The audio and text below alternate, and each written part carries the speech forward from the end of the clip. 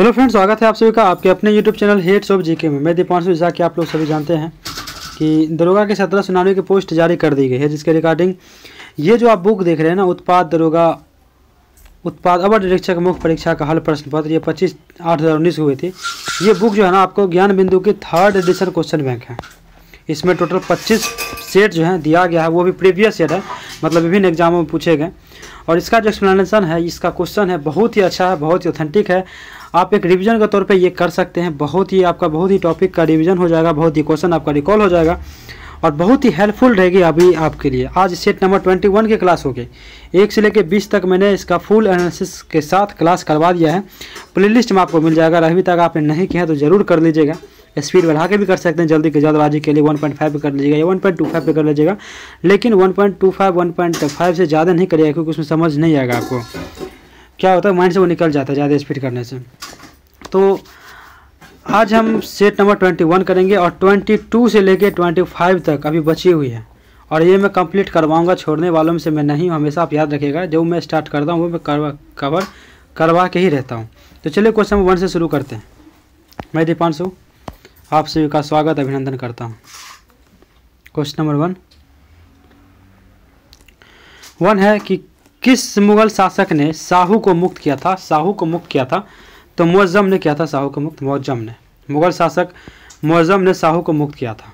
बहादुर शाह प्रथम, जिसको मुअज्जम के नाम से भी जाना जाता है, 1707 से लेकर 1712 इनका टाइम पीरियड था। बहादुर शाह का पूर्व नाम क्या था? मुअज्जम था। मुअज्जम बहादुर शाह को शाह बेखबर के उपनाम से जब पुकारा जाता था। मुगल कालीन इतिहास में सैयद बंधु हुसैन अली खां एवं अब्दुल्ला खां को शासक निर्माता किंग मेकर के रूप में जाना जाता है। बहादुर शाह ने सिखों के 10वें गुरु गुरु गोविंद सिंह के साथ मेल मिलाप के संबंध स्थापित किए एवं उनके संतुष्ट करने के लिए गुरु के सम्मान में उच्च मनसब प्रदान किया। सिख नेता बहादुर के विरुद्ध युद्ध कराते एक सेना अभियान के दौरान फरवरी 1712 ईस्वी में बहादुर शाह प्रथम की मृत्यु हो गई। फरवरी 1712 में क्या हुई? तो बहादुर शाह की मृत्यु हो गई। अब आते हैं जहादर शाह, जिनका टाइम पीरियड था आपको 1712 से लेकर 1713 ईस्वी। जहादर शाह ने अपने लगभग 1 वर्ष के कार्यकाल में 1712 से लेकर 13 में हिंदू और मराठा राज्यों में मैत्रीपूर्ण संबंध बनाए रखा। उसने आमेर के राजा जयसिंह को मिर्जा राजा सवाई जयसिंह की पदवी दी तथा मालवा का सूबेदार बनाया। जहादर शाह ने मराठों से संबंध बनाए रखने के लिए समकालीन शाहू जी को कुछ शर्तों पर दक्कन के चौथ व सरदेश मुखी वसूलने का अधिकार दिया। जहादर शाह के बारे में बात चल रहा है। जहादर शाह के समय जजिया कर पर रोक लगा दी गई। जहादर शाह ने वित्तीय व्यवस्था में सुधार के लिए राजस्व वसूली का कार्य ठेके पर देने की नई व्यवस्था को प्रोत्साहन दिया, जिसे इजारा व्यवस्था कहते हैं। क्या कहते हैं? इजारा व्यवस्था कहते हैं। जहादर शाह को लंपट मूर्ख भी कहा जाता था। 1713 ईस्वी में जहादर शाह के भतीजे फर्रुख सैयद ने सैयद बंधु के सहयोग से बादशाह को सिंहासन से अपदस्थ कर हत्या करवा दी। फर्रुख सैयद के बारे में पढ़ते हैं। 1713 से लेकर 1719 इनका टाइम पीरियड था। फर्रुख सैयद के शासनकाल में सैयद बंधु अब्दुल्ला खां वजीर तथा हुसैन अली यानी मीर बख्शी के पद पर नियुक्त हुए। सैयद बंधु ने जजिया कर पूर्णतः समाप्त कर दिया और तीर्थ यात्रा करके समाप्ति का आदेश भी दे दिया। 1717 ईस्वी में फर्रुख सैयद ने एक फरमान के जरिए अंग्रेजों को व्यापारिक छूट प्रदान की और इसे कंपनी का मैग्ना कार्टा कहा जाता है। क्या कहा गया? इसे कंपनी का मैग्ना कार्टा कहा जाता है। फर्रुख सैयद के कार्यकाल में ही सिख नेता बंदा बहादुर को मृत्युदंड 1716 ईस्वी में दे दिया गया। फर्रुख सैयद के शासनकाल में बंदा बहादुर को फर्रुख सैयद को घृणित कायर भी कहा जाता है। घृणित कायर किसे कहा गया? तो फर्रुख सैयद को कहा गया। सैयद बंधु ने बालाजी विश्वनाथ मारवाड़ के अजीत सिंह के सहयोग से जून 1719 ईस्वी में फर्रुख सैयद को सिंहासन से अपदस्थ कर हत्या करवा दी। अपदस्थ कर क्या कर दी? तो हत्या करवा दी। अब देखते हैं मोहम्मद शाह क्या किए। मोहम्मद शाह के शासनकाल में मुगल साम्राज्य का पतन सर्वाधिक तेजी से हुआ। इनके शासनकाल में मुगल साम्राज्य का पतन। उसने शासनकाल में अनेक स्वतंत्र राज्यों का उदय हुआ। जिसमें मूर्ति कुली खान ने, बंगाल सादत खान ने, अवध निजाम उल मुल्क चिनकिलिन खान ने, शतरंज चूड़ामन व बंदन सिंह भरतपुर में अपनी स्वतंत्र सत्ता की स्थापना की। मोहम्मद शाह के शासनकाल में ही नादिर शाह का भारत पर 1739 ईस्वी में आक्रमण, 1739 ईस्वी में। नादिर शाह को ईरान का नेपोलियन के नाम से जाना जाता है। ईरान का नेपोलियन किसे कहा जाता है? नादिर शाह को। मोहम्मद शाह को अधिक समय हरम में बिताने तथा उसने असंयत और विलासी आचरण के कारण रंगीला बादशाह कहा जाता है। किसे रंगीला बादशाह कहा जाता है? दूसरा, हिस्टोरिका नामक प्रसिद्ध रचना किसकी है? हिस्टोरिका नामक प्रसिद्ध रचना जो आपका टॉलमी की है। किसकी? टॉलमी की। हिस्टोरिका नामक प्रसिद्ध पुस्तक की रचना हेरोडोटस ने की थी, टॉलमी भूगोल की थी और प्लिनी नेचुरल हिस्ट्री के। तारानाथ कंगयूर तथा तंगयूर थे। तारानाथ की रचना कंगयूर तथा तंगयूर, सॉरी तारानाथ की दराजत, तारानाथ के द्वारा कंगयूर तथा तंगयूर की रचना की गई थी। भारत में पहला एम्स कहाँ खुला था? पहला एम्स भारत में कहाँ खुला था? तो नई दिल्ली में खुला था। नई दिल्ली में भारत का पहला एम्स नई दिल्ली में खुला था। नई दिल्ली में एम्स 1956 में खुला था। एम्स का पूरा नाम है all India institute of medical science. Bihar का दूसरा एम्स जो है आपका दरभंगा, जबकि पहला पटना में स्थापित हुआ 2 जनवरी 2004 को। 2 जनवरी 2004 को। चौथा, किसने बंगाल की राजधानी मुर्शिदाबाद से मुंगेर स्थानांतरित किया? मुंगेर स्थानांतरित किया। आपको हो जाएगा ऑप्शन ए मीर कासिम। मीर कासिम हो जाएगा। मीर कासिम ने बंगाल की राजधानी मुर्शिदाबाद से मुंगेर स्थानांतरित किया। क्लाइव के हाथों के कठपुतली नवाब मीर जाफर को अंग्रेजों ने 1760 ईस्वी में हटाकर उसके दामाद मीर कासिम को बंगाल का नवाब बनाया। मीर कासिम ने अपनी राजधानी को मुर्शिदाबाद से मुंगेर यानी मुगदलपुर स्थानांतरित किया था। किसने? तो मीर कासिम ने। मुर्शिद कुली खान ने अपनी राजधानी ढाका से मुर्शिदाबाद यानी भागीरथी नदी के तट पर स्थानांतरित की। किसने? मुर्शिद कुली खान ने। इसने इजारेदारी प्रथा प्रारंभ तथा कृषकों को तकाबी ऋण यानी खेती के लिए अग्रिम कर्ज प्रदान किया। बंगाल की राजधानी का क्रम है आपका ढाका, मुर्शिदाबाद एवं मुंगेर। ढाका, मुर्शिदाबाद एवं मुंगेर। 1740 से ईस्वी के गिरिया के युद्ध में सरफराज को मारकर बिहार के सर सूबेदार अलीवर्दी खां बंगाल का नवाब बना। बंगाल का क्या हुआ? तो यह नवाब बने। इसने अपने शासनकाल में मुगलों को राजस्व देना बंद कर दिया था। किसने? तो सरफराज को मारकर इसलिए अलीवर्दी खान ने। इसके शासनकाल में बंगाल इतना समृद्धशाली बन गया कि बंगाल को भारत का स्वर्ग कहा जाने लगा था। इसका उत्तराधिकारी इसका नाती कौन था? सिराजुद्दौला हुआ। सिराजुद्दौला। 20 जून 1756 की बात है को काल कोठरी की त्रासदी यानी ब्लैक होल ट्रेजेडी नामक घटना घटी 20 जून 1756 को। इस घटना को रचयिता जेड हॉलविल के अनुसार नवाब सिराजुद्दौला ने 20 जून की रात में 146 अंग्रेज व्यक्तियों को एक छोटे से कोठरी में बंद कर दिया था। अगले दिन सुबह 146 में से केवल 23 व्यक्ति ही जिंदा बचे थे। प्लासी का युद्ध आपको 23 जून 1757 को हुआ था। अंग्रेजों के सेनापति रॉबर्ट क्लाइव एवं बंगाल के नवाब सिराजुद्दौला के बीच हुआ था, जिसमें नवाब अपने सेनापति मीर जाफर की धोखाधड़ी करने के कारण पराजित हुआ। अंग्रेजों ने मीर जाफर को बंगाल का नवाब बनाया। बक्सर का युद्ध 1764 ईस्वी में हुआ। अंग्रेजों तथा मीर कासिम, अवध के नवाब सिराजुद्दौला एवं मुगल सम्राट शाह आलम द्वितीय के बीच हुआ था। इस युद्ध में भी अंग्रेजी क्या हुए? विजय हुए। इस युद्ध में अंग्रेज सेनापति कौन था? हेक्टर मुनरो था। 5वां, निम्न से कौन सा काल क्रम के अनुसार सही है? तो ये हो जाएगा बी रामानुज, नामदेव और चैतन्य तुलसी। ये सही है। रामानुज, नामदेव, चैतन्य तुलसी। इसके बारे में आप पढ़ते हैं। पहला आपका है रामानुजाचार्य। रामानुजाचार्य जिनका टाइम पीरियड जो आपका 1017 से लेकर 1137 ईस्वी तक का था। इनका जन्म जो है 1017 ईस्वी में हुआ था। 1017 ईस्वी में हुआ था। श्री पेरुमदूर तमिलनाडु में हुआ था। रामानुजाचार्य का दर्शन शंकराचार्य के अद्वैतवाद दर्शन के विरोध में प्रतिक्रिया है। उन्होंने विशिष्ट द्वैतवाद का मत दिया था तथा ज्ञान के स्थान पर भक्ति को महत्व दिया था। रामानुजाचार्य ने सगुण ईश्वर का उपदेश दिया था। सगुण ईश्वर का। रामानुजाचार्य ने ब्रह्म सूत्र पर श्री भाष्य नाम से टीका लिखा था। श्री भाष्य। इनको दक्षिण में विष्णु का अवतार माना जाता है। किनको? रामानुजाचार्य को। नामदेव के बारे में देखते हैं। नामदेव 1270 से लेकर 1350 ईस्वी इनका टाइम पीरियड था। इनका जन्म आपको 1270 ईस्वी में महाराष्ट्र में हुआ था। कब? 1270 ईस्वी में महाराष्ट्र में हुआ था। रामानंद के शिष्यों के समकालीन थे। कौन थे? नामदेव रामानंद के शिष्यों के समकालीन थे। नामदेव ने वारकरी संप्रदाय की स्थापना में प्रमुख भूमिका निभाई थी। किसमें? तो वारकरी संप्रदाय की स्थापना में। नामदेव के कुछ पद्यात्मक गीत गुरु ग्रंथ साहिबा में संग्रहित है। गुरु ग्रंथ साहिबा में संग्रहित है। उसके बाद चैतन्य महाप्रभु 1486 से लेकर 1533। 1486 से लेकर 1533। इनका जन्म 1486 से हुआ था। किनका? चैतन्य महाप्रभु का। नवद्वीप यानी नदिया जिला पश्चिमी बंगाल में हुआ था। नवद्वीप यानी नदिया जिला पश्चिम बंगाल में हुआ था।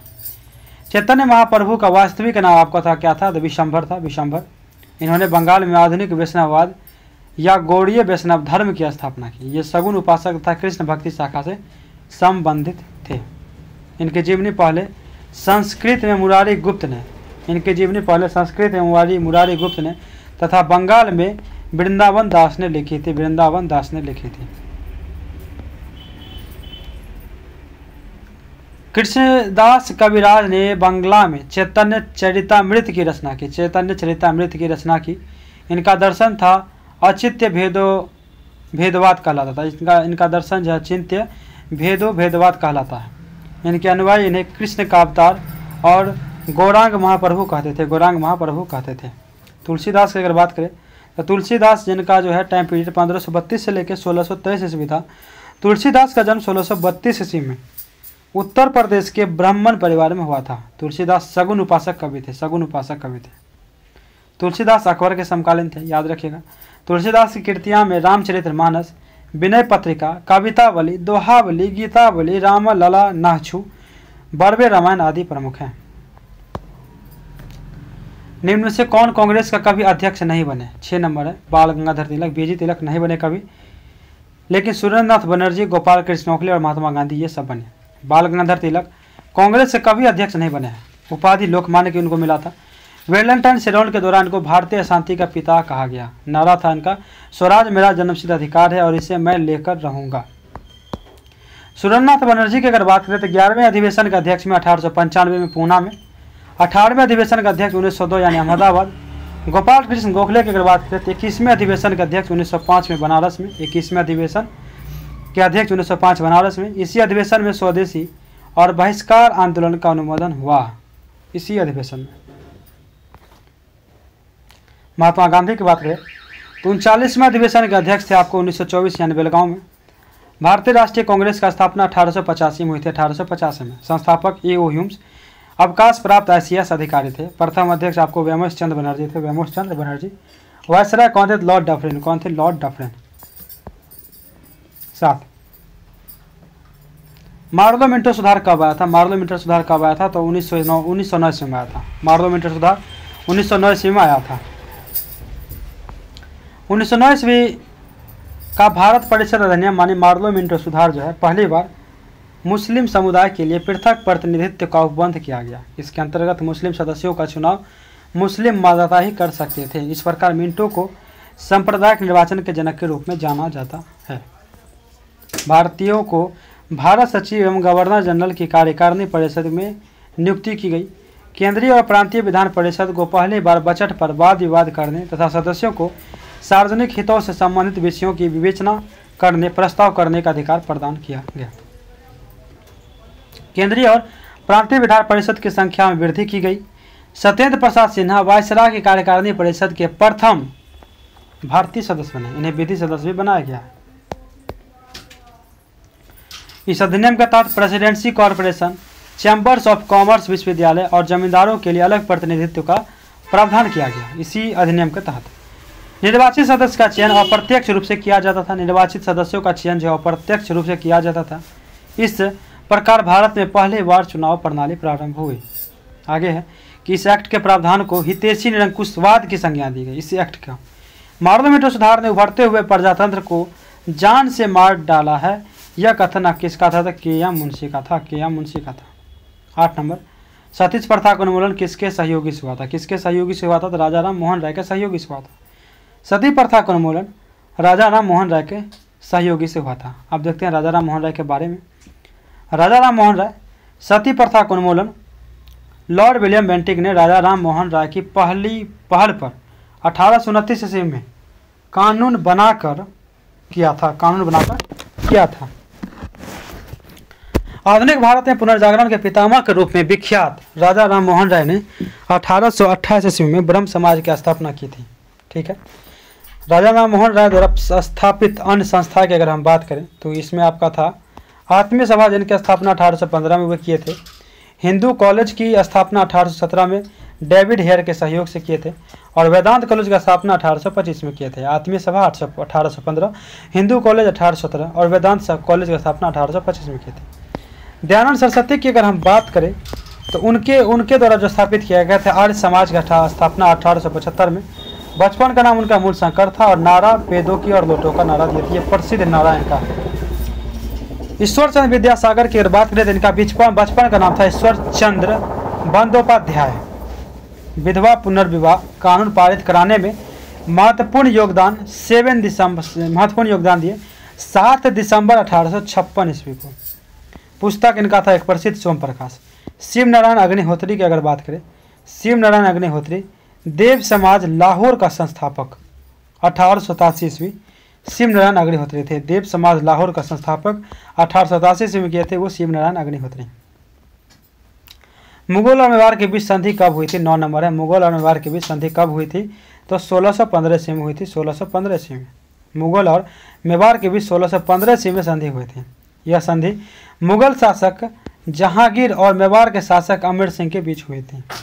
कांगड़ा अभियान जहांगीर के मुख्य अभियान में से सबसे कठिन माना जाता है। कांगड़ा किला जीतने के उपलक्ष्य में जहांगीर ने गाय को काटकर जश्न मनाया था। किसने? जहांगीर ने दीन ए इलाही को समाप्त कर दिया एवं सुलह कुल की नीति जारी की थी। सुलह कुल की। कैप्टन हॉकिंस और सर टॉमस रो ने जहांगीर के ही शासनकाल में व्यापारिक अनुमति प्राप्त किया था। जहांगीर के काल को मुगल चित्रकला का स्वर्ण युग कहा जाता है। ताजमहल के लिए पत्थर कहाँ से लाया गया था? कहाँ से लाया गया था? तो मकराना से। याद रखिएगा कहाँ से लाया गया था?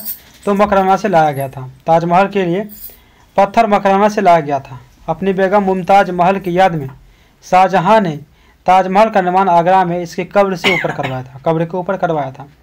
उस्ताद ईसा ने ताजमहल की रूपरेखा तैयार की थी। ताजमहल का निर्माण करने वाला मुख्य स्थापत्य कलाकार कौन था? तो उस्ताद अहमद लाहौरी था। उस्ताद अहमद लाहौरी था।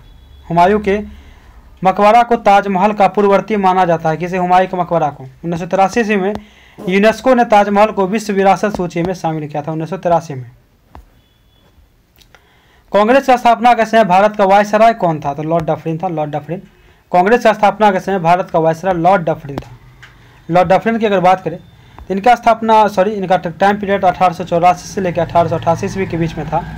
और इसके समय तृतीय आंग्ल बर्मा युद्ध 1885 से लेकर 1888 ईस्वी के बीच में हुआ था और बर्मा को अंतिम रूप से अंग्रेजी राज्य मिला लिया गया। इसी के बाद 28 दिसंबर 1885 को बम्बई में ए.ओ. ह्यूम के नेतृत्व में भारतीय राष्ट्रीय कांग्रेस की भी स्थापना हुई। बंगाल टेंडेंसी एक्ट 1885 तथा पंजाब टेंडेंसी एक्ट 1887 तथा अवर टेंडेंसी एक्ट भी पारित हुआ इन्हीं के समय में, डफरिन के समय में। नागरिक सेवा के विकास के लिए HCN आयोग भारत आया था। कौन? HCN आयोग भी भारत आया था। लॉर्ड हार्डिंग प्रथम 1844 से लेकर 1848 ईस्वी। प्रथम आंग्ल सिख युद्ध 1845 से लेकर 1846 ईस्वी के बीच में हुआ था। इसमें अंग्रेज विजयी हुए। लाहौर की संधि कब हुई? 1846 ईस्वी में। खोंड जनजाति के बीच प्रचलित नरबली प्रथा पर रोक लगाया गया। अलीनगर की संधि का संबंध किससे है? तो ईस्ट इंडिया कंपनी तथा सिराजुद्दौला से। अलीनगर की संधि का संबंध ईस्ट इंडिया कंपनी तथा सिराजुद्दौला से है। यह 1757 में हुआ था। नवाब सिराजुद्दौला ने मानिकचंद को कलकत्ता का प्रभारी बनाया, मानिकचंद को, और इसका नाम बदलकर अलीनगर रख दिया। लेकिन मानिकचंद ने रिश्वत लेकर किला अंग्रेज को सौंप दिया। मानिकचंद ने फिर रिश्वत लेकर अंग्रेजों को ही सौंप दिया। क्लाइव द्वारा फ्रांसीसी बस्ती चंद्रनगर पर विजय के उपरांत बंगाल में अंग्रेजों की स्थिति और मजबूत हो गई। अंततः सिराजुद्दौला को अलीनगर की संधि फरवरी 1757 के लिए विवश होना पड़ा था।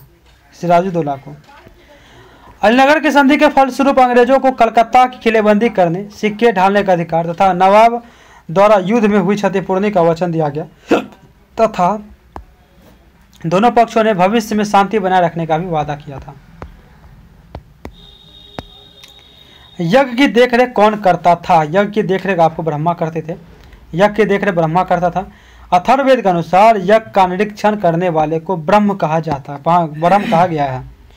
यजुर्वेद के मंत्रों को उच्चारण करने वाले पुरोहित क्या कहलाए? तो अथर्ववेद कहलाए।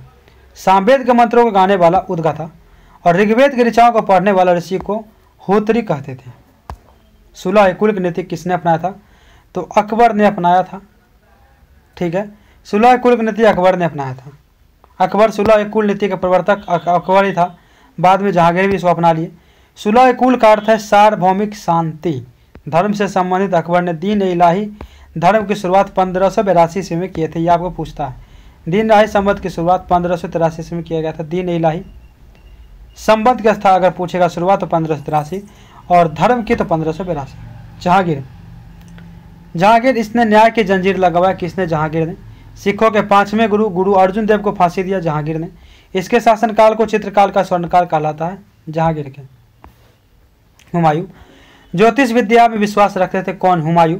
हुमायूं को हराकर शेरशाह ने दिल्ली की गद्दी पर कब्जा किया था। शेरशाह ने इनको हराया था, हुमायूं। अब देखते हैं प्रमुख युद्धों के बारे में। कालिंजर का युद्ध 1531 में लड़े। कौन? हुमायूं। चुनार का किला 1532 में।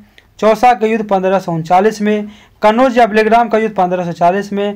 मच्छीवाड़ा का युद्ध 15 मई 1555 ईस्वी में। सरहिंद का युद्ध 22 जून 1555 में।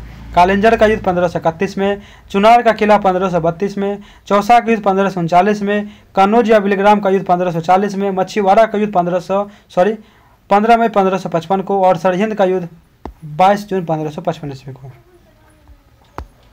बाबर मुगल वंश का संस्थापक बाबर थे। भारत पर 5 बार आक्रमण किए। भारत पर प्रथम आक्रमण किए 1519 ईस्वी में। ये याद रखिएगा, बहुत बार पूछा गया है।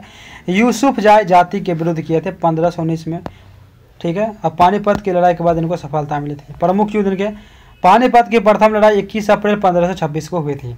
खानवा के युद्ध 17 मार्च 1527 ईस्वी को ये लड़े थे। चंदेरी का युद्ध ये लड़े थे 29 जनवरी 1528 को। घाघरा के युद्ध 1529 को। अब बाबर की मृत्यु हो गई 1530 में आगरा में। पानीपत की प्रथम युद्ध लड़े 21 अप्रैल 1526 को। खानवा के युद्ध हुआ 17 मार्च 1527 ईस्वी को। चंदेरी के युद्ध 29 जनवरी 1528 ईस्वी को। घाघरा के युद्ध 6 मई 1529 ईस्वी को। बाबर की मृत्यु 1530 में आगरा में हुई थी।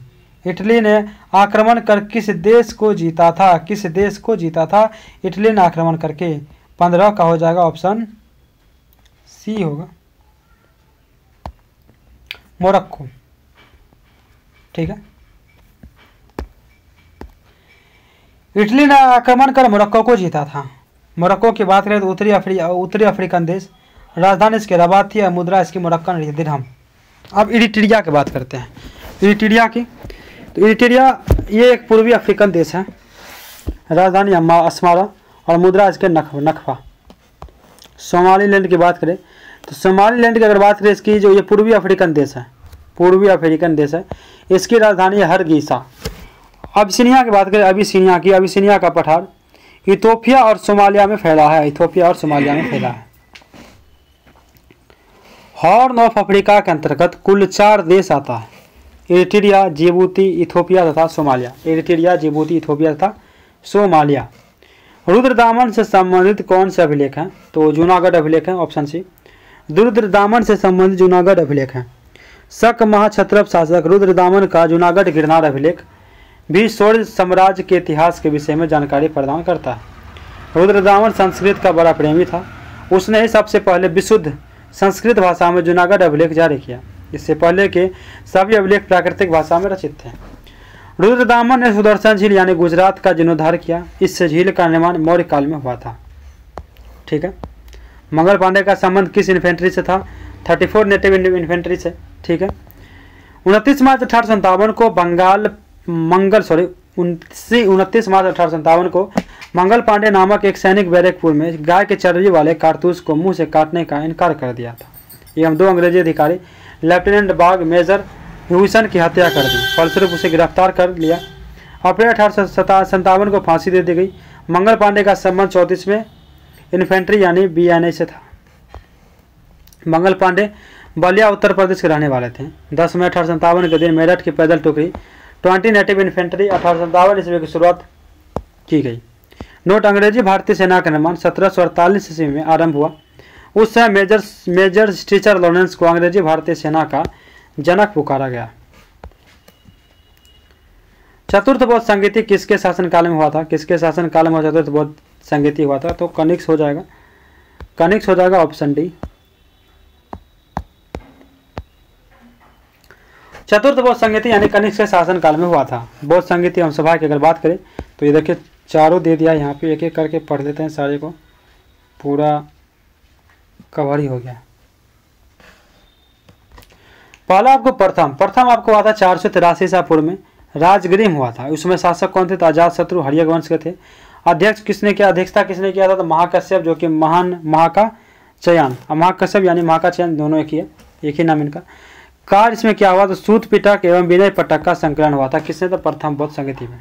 दूसरा द्वितीय हुआ था आपको 383 ईसा पूर्व में, वैशाली में। शासक उस समय थे कालासुक, जो कि शिशुनाग वंश के थे। अध्यक्ष थे आपको शुभकामी या सर्वकामी, दोनों की है। बौद्ध धर्म स्थिर एवं महाशांतिक में बटा प्रथम विभाजन उस समय हुआ था आपको, यानी बौद्ध धर्म का प्रथम विभाजन कब हुआ? तो द्वितीय बौद्ध संगति में हुआ था।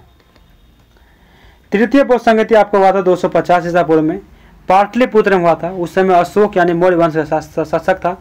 मोगलीपुर ने इसकी अध्यक्षता की थी। अभिधम पिटक, तीसरा पिटक का संकलन हुआ। इसमें अभिधम पिटक या तीसरा संकलन जो है ये इसी में आया था, तृतीय में। चतुर्थ बौद्ध संगीत जो कि प्रथम शताब्दी में हुआ था, कश्मीर यानी कुंडलवन में। कनिक्स यानी कुषाण वंश का उस समय शासक था। उसका अध्यक्षता किसने किया था? तो वसुमित्र अध्यक्ष किए थे। अश्वघोष कौन थे? उपाध्यक्ष थे। विभाष शास्त्र नामक टीका का संकलन एक बौद्ध धर्म हीनयान और महायान से विभाजित होकर दूसरे विभाजन हुआ। हीनयान और महायान में बदल गया, दूसरा विभाजन इसमें चतुर्थ में हुआ था। कनिक्स बौद्ध धर्म के महायान संप्रदाय का अनुयायी था। सोने के सर्वाधिक शुद्ध सिक्के कुषाणों द्वारा जारी किया गया था। महाविभाष सूत्र के रचनाकार वसुमित्र थे। इसे बुद्ध धर्म का विश्वकोश कहा जाता था। बौद्ध धर्म का गांधार शैली या मथुरा शैली का विकास कनिक्स के शासनकाल में ही हुआ था। स्वराज पार्टी का संबंध निम्न से किस व्यक्ति से था? तो सीआर दास। स्वराज पार्टी का संबंध सीआर दास से है। स्वराज पार्टी की बात करें, असहयोग आंदोलन की समाप्ति और गांधी जी की गिरफ्तारी के बाद देश में वातावरण एक अजीब निराशा का माहौल बन गया था। ऐसी स्थिति में मोतीलाल नेहरू तथा सीआर दास यानी चित्तरंजन दास ने एक नई विचारधारा को जन्म दिया। उन्होंने विधानमंडलों के भीतर प्रवेश कर अंदर से लड़ाई का विचार प्रस्तुत किया तथा 1923 ईस्वी के चुनाव का माध्यम से विधानमंडल में पहुंचने की योजना बनाई। 1922 में कांग्रेस के गया बिहार में अधिवेशन में बहुमत के साथ इस योजना को स्वीकार कर दिया गया। सीआर दास ने कांग्रेस की अध्यक्षता से त्यागपत्र दे दिया और एक नई पार्टी कांग्रेस खिलाफत यानी स्वराज पार्टी का गठन की घोषणा की। इस पार्टी के बाद स्वराज पार्टी जो है मार्च 1930 के नाम से जाना जाने लगा, और मार्च 1923 सीआर दास स्वराज पार्टी के नाम से जाने लगा, स्वराज पार्टी के नाम से। और सीआर दास इसके अध्यक्ष और मोतीलाल नेहरू इसके महासचिव थे। स्वराज शब्द का पहली बार प्रयोग स्वामी दयानंद सरस्वती ने किया था। प्रमुख घटनाक्रम की बात करें तो महात्मा गांधी संबंधित है।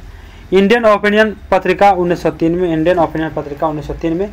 फिनिक्स आश्रम की स्थापना 1904 में हुई थी और महात्मा गांधी संबंधित है ये सब। दक्षिण अफ्रीका से भारत का आगमन कब हुआ? तो 9 जनवरी 1915 को। और साबरमती आश्रम का स्थापना 1916 में। बाल गंगाधर तिलक की बात करें, बाल गंगाधर तिलक के बारे में, तो प्रमुख नारा ने कहा था स्वराज हमारा जन्मसिद्ध अधिकार है, स्वराज हमारा जन्मसिद्ध अधिकार है। प्रमुख पुस्तक एवं पत्रिका की बात करें तो केसरी मराठी भाषा में था और मराठा जो है अंग्रेजी भाषा में। उपाधि लोकमान्य का मिला था इनको। वैलेंटाइन सिरोलने ने भारतीय शांति का जनक कहा था। किसने? तो वैलेंटाइन सिरोलने। भगत सिंह उपाधि इनको मिला था शहीद ए आजम यानी महात्मा गांधी के द्वारा। फांसी इनको 23 मार्च 1931 को हुई थी। लाहौर संघ केस में शामिल थे ये। नारा था इनका इनकलाब जिंदाबाद, साम्राज्यवाद का नाश हो। सांप्रदायिक निर्वाचन का जनक किसे माना जाता है? सांप्रदायिक निर्वाचन का जनक 20 का ये हो जाएगा लॉर्ड मिंटो द्वितीय को। सामाजिक निर्वाचन का जनक जो है आपको लॉर्ड मिंटो को माना जाता है।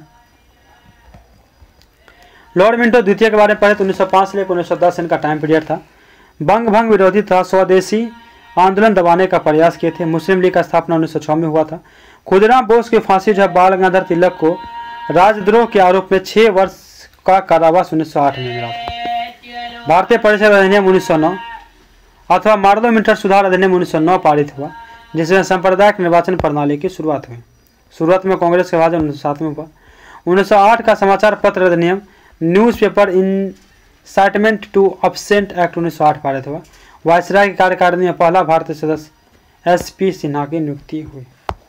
लॉर्ड वेलेस्ली जिनका टाइम था आपका 1798 से लेकर 1805, यह स्वयं को बंगाल का शेर कहता था। इसने सहायक संधि की नीति 1798 से प्रारंभ किया। सबसे पहले 1798 ईस्वी में सहायक संधि हैदराबाद के निजाम से हुई।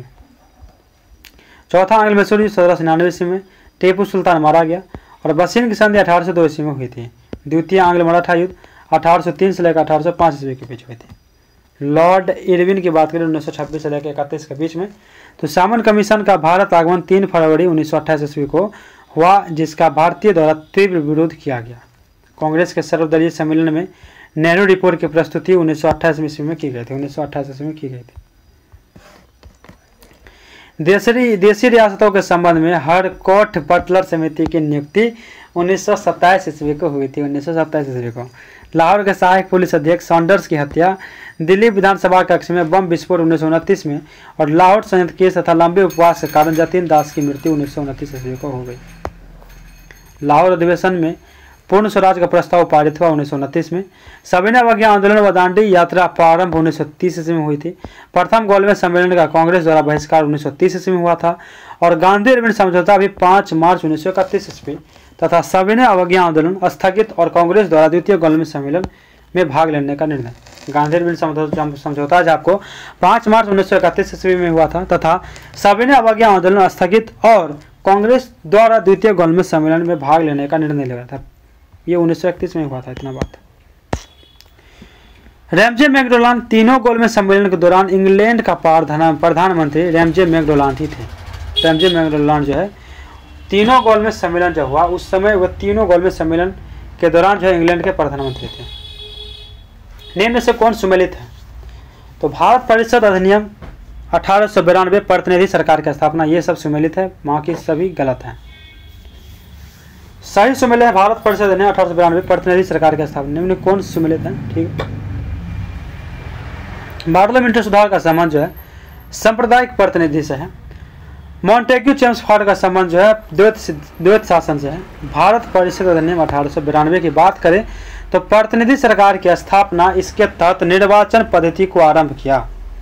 भारत परिषद अधिनियम 1892 की अगर बात करें तो प्रतिनिधि सरकार की स्थापना इसके तहत निर्वाचन पद्धति को आरंभ किया गया। वार्षिक बजट पर बहस करने तथा सरकार से प्रश्न पूछने का भी अधिकार दिया गया। अप्रत्यक्ष चुनाव प्रणाली की शुरुआत हुई। अप्रत्यक्ष चुनाव प्रणाली की पार्लियामेंट्री सुधार 1909 में आया। 1909 में भारत को विधि निर्माण तथा प्रशासन दोनों में प्रतिनिधित्व दिया गया। मुस्लिम समुदाय के लिए पृथक निर्वाचन मंडल की सुविधा प्रदान की गई। गवर्नर जनरल की कार्यकारिणी का प्रथम भारतीय विधि सदस्य सत्येंद्र प्रसाद सिन्हा को नियुक्त किया गया। मॉन्टेग्यू चेम्सफोर्ड सुधार 1919 की अगर बात करें तो पहली बार प्रत्यक्ष चुनाव प्रणाली शुरू हुई। कब? तो इनके ही द्वारा। द्विसदनीय व्यवस्था स्थापित हुई। कब? तो मॉन्टेग्यू चेम्सफोर्ड सुधार 1919 के द्वारा। प्रांतों में द्वैत शासन प्रणाली लागू हुआ। पहली बार महिलाओं को वोट देने का अधिकार प्राप्त हुआ। महालेखा परीक्षा यानी केज की भी नियुक्ति हुई इसके ही द्वारा। मॉन्टेग्यू चेम्सफोर्ड सुधार 1919 के द्वारा। भारत में लोक सेवा आयोग का गठन हुआ। पहली बार केंद्रीय बजट में राज्यों के बजट से अलग किया गया। केंद्रीय बजट को राज्य के बजट से अलग किया गया। भारत शासन अधिनियम 1935 की बात करें। सर्वप्रथम भारत में संघात्मक सरकार की स्थापना हुई। भारतीय रिजर्व बैंक की भी स्थापना हुई। संघीय न्यायालय की स्थापना 1937 में हुई। बर्मा म्यांमार को भारत से अलग 1937 में किया गया। इसी एक्ट के तहत 1935 के तहत उड़ीसा था सिंध 2 नए प्रांत बनाए गए। इसी भारत प्रशासन अधिनियम 1935 के तहत केंद्र में द्वैत शासन व्यवस्था लागू हुआ। केंद्र में द्वैत शासन व्यवस्था लागू हुआ भारत शासन अधिनियम 1935 के द्वारा। राष्ट्रीय ध्वज का डिजाइन किसने तैयार किया था? तो पिंगली वेंकैया। राष्ट्रीय ध्वज का डिजाइन जो पिंगली वेंकैया ने तैयार किया था। पिंगली वेंकैया की बात करें, संविधान सभा ने 22 जुलाई 1947 ईस्वी को राष्ट्रीय ध्वज को अपनाया। ध्वज की लंबाई एवं चौड़ाई 3/2 है। राष्ट्रीय ध्वज को संविधान सभा में हंसा मेहता ने प्रस्तुत किया था।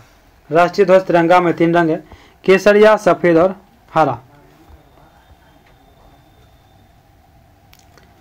राष्ट्रीय ध्वज में चक्र का रंग क्या है? तो नीला है, जिसमें 24 तिलियां हैं तथा इसे सारनाथ में अशोक के सिंह स्तंभ पर बने चक्र से लिया गया है।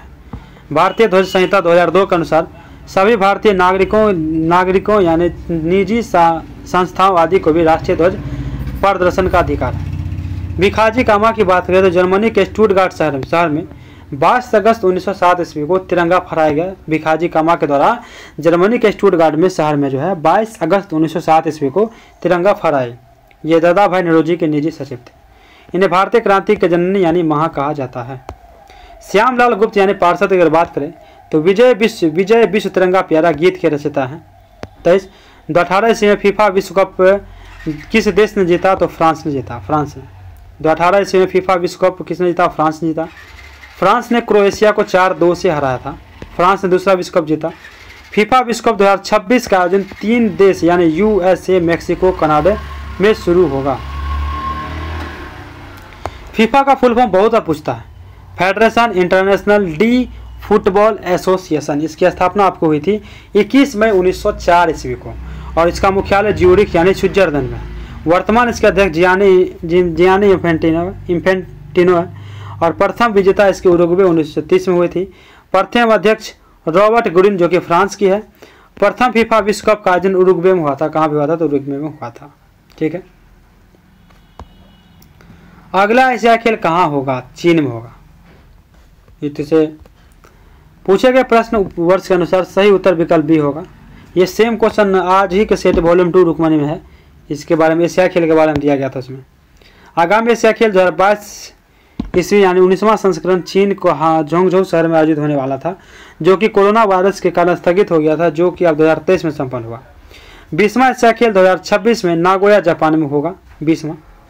उसके बाद जो है आपका फिर से पढ़ लेते हैं एक बार कि 20वां एशिया खेल 2026 नागोया जापान में होगा। भारत में 2023 के एशिया खेल में 107 पदक, 28 स्वर्ण, 38 रजत और 41 कांस्य के साथ चौथा स्थान प्राप्त किया। चौथा स्थान याद रखिएगा। पहला एशिया खेल आपको 4 मार्च से लेकर 11 मार्च 1951 तक नई दिल्ली में आयोजित किया गया। भारत में एशिया खेलों की 2 बार मेजबानी की है, यानी 1951 और 1982 में। 6 अगस्त 1945 तथा 9 अगस्त 1945 को क्रमशः जापान के हिरोशिमा तथा नागासाकी पर जो परमाणु बम गिराए गए थे वे उनमें से कौन सी अभिक्रिया हुई? तो आपको विखंडन हुई। विखंडन 6 अगस्त 1945 से तथा 9 अगस्त 1945 को क्रमशः जापान के हिरोशिमा तथा नागासाकी पर जो परमाणु बम गिराए गए थे, इसमें नाभिकीय विखंडन अभिक्रिया हुई थी। 6 अगस्त 1945 को जापान के हिरोशिमा शहर पर अमेरिका यूएसए ने पहला लिटिल बॉय नामक परमाणु बम गिराया था। इस बम में यूरेनियम 235 का प्रयोग किया गया था। दूसरा बम 9 अगस्त 1945 को नागासाकी शहर पर फैटमैन नामक बम गिराया था, जो कि प्लूटोनियम 239 और प्लूटोनियम 239 से बना था। नाभिकीय विखंडन वैसी अभिक्रिया है जिसमें एक भारी नाभिकीय 2 भाग में टूटता है। सबसे पहले नाभिकीय विखंडन स्ट्रॉन्समैन एवं हॉर्न के द्वारा दिखाया गया। इन्होंने जब यूरेनियम 235 पर न्यूट्रॉन की बमबारी की तो पाया कि यूरेनियम के नाभिक 2 खंड में विभाजित हो जाते हैं। जब 2 या 2 से अधिक हल्के नाभिक संयुक्त होकर एक भारी नाभिक बनाते हैं तो वो अत्यधिक ऊर्जा विमुक्त करते हैं। इस अभिक्रिया को नाभिकीय संलयन कहते हैं। क्या कहते हैं? नाभिकीय संलयन कहते हैं इसी अभिक्रिया को। और इसका जो आपको दिया गया है रिएक्शन 1s2, उसके बाद 1s3, इसका 2h4 और 0 and 1 प्लस 17.6 मेगावाट 17.6 MeV यानी 26 नंबर है कि अलकनंदा तथा भागीरथी नदी कहाँ आकर मिलती है? तो देवप्रयाग। अलकनंदा तथा भागीरथी नदी देवप्रयाग में आकर मिलती है। अलकनंदा और भागीरथी संगम जो है देवप्रयाग, और अलकनंदा और पिंडार का संगम क्या कहता है? कर्णप्रयाग। अलकनंदा और धौलीगंगा का संगम विष्णुप्रयाग। अलकनंदा और मंदाकिनी का संगम रुद्रप्रयाग कहलाता है। जगोटा त्रिकोण से संबंधित देश क्या हो जाएगा? दक्षिणी कोरिया था ताइवान जापान। दक्षिणी कोरिया, ताइवान, जापान जगोटा त्रिकोण से संबंधित देश हैं। बरमुंडा त्रिभुज अंटार्कटिका महासागर में स्थित है। बरमुंडा त्रिभुज अमेरिका के फ्लोरिडा, पुर्टोरिका और बरमुंडा को जोड़ता है। स्वर्णिम त्रिभुज के अंतर्गत लाओस, थाईलैंड, म्यांमार आते हैं। निम्न में से कौन इस्पात उद्योग के संबंध में सुमेलित है? कौन हो जाएगा? तमिलनाडु और सलेम। इस्पात उद्योग के संबंध में सही सुमेलित है आपको तमिलनाडु सेलम। दुर्गापुर इस्पात उद्योग की स्थापना पश्चिम बंगाल में 1956 में की गई थी। द्वितीय पंचवर्षीय योजना के तहत 3 3 का स्थापित किया गया था, दुर्गापुर, भिलाई, राउरकेला। दुर्गापुर का स्थापना पश्चिम बंगाल 1956 में किया गया था। भिलाई इस्पात उद्योग का स्थापना छत्तीसगढ़ 1955 में किया गया था। राउरकेला उड़ीसा में 1959 में किया गया था। ये तीनों आपको द्वितीय पंचवर्षीय योजना के तहत किया गया था। बोकारो इस्पात उद्योग का स्थापना झारखंड में किया गया था 1964 में, तृतीय पंचवर्षीय योजना के तहत। भारत चीन के बाद दूसरा सबसे बड़ा इस्पातक उद्योग देश है, उत्पादक देश है। भारत का पहला तटवर्ती इस्पात कारखाना कहाँ है? तो विशाखापत्तनम, जो कि आंध्र प्रदेश में लगाया गया। 29 निम्न में से सम्मिलित करें। इसका हो जाएगा काजीरंगा असम में, बांधवगढ़ मध्य प्रदेश में, नंदकानन ओडिशा में और मेलाघाट महाराष्ट्र में।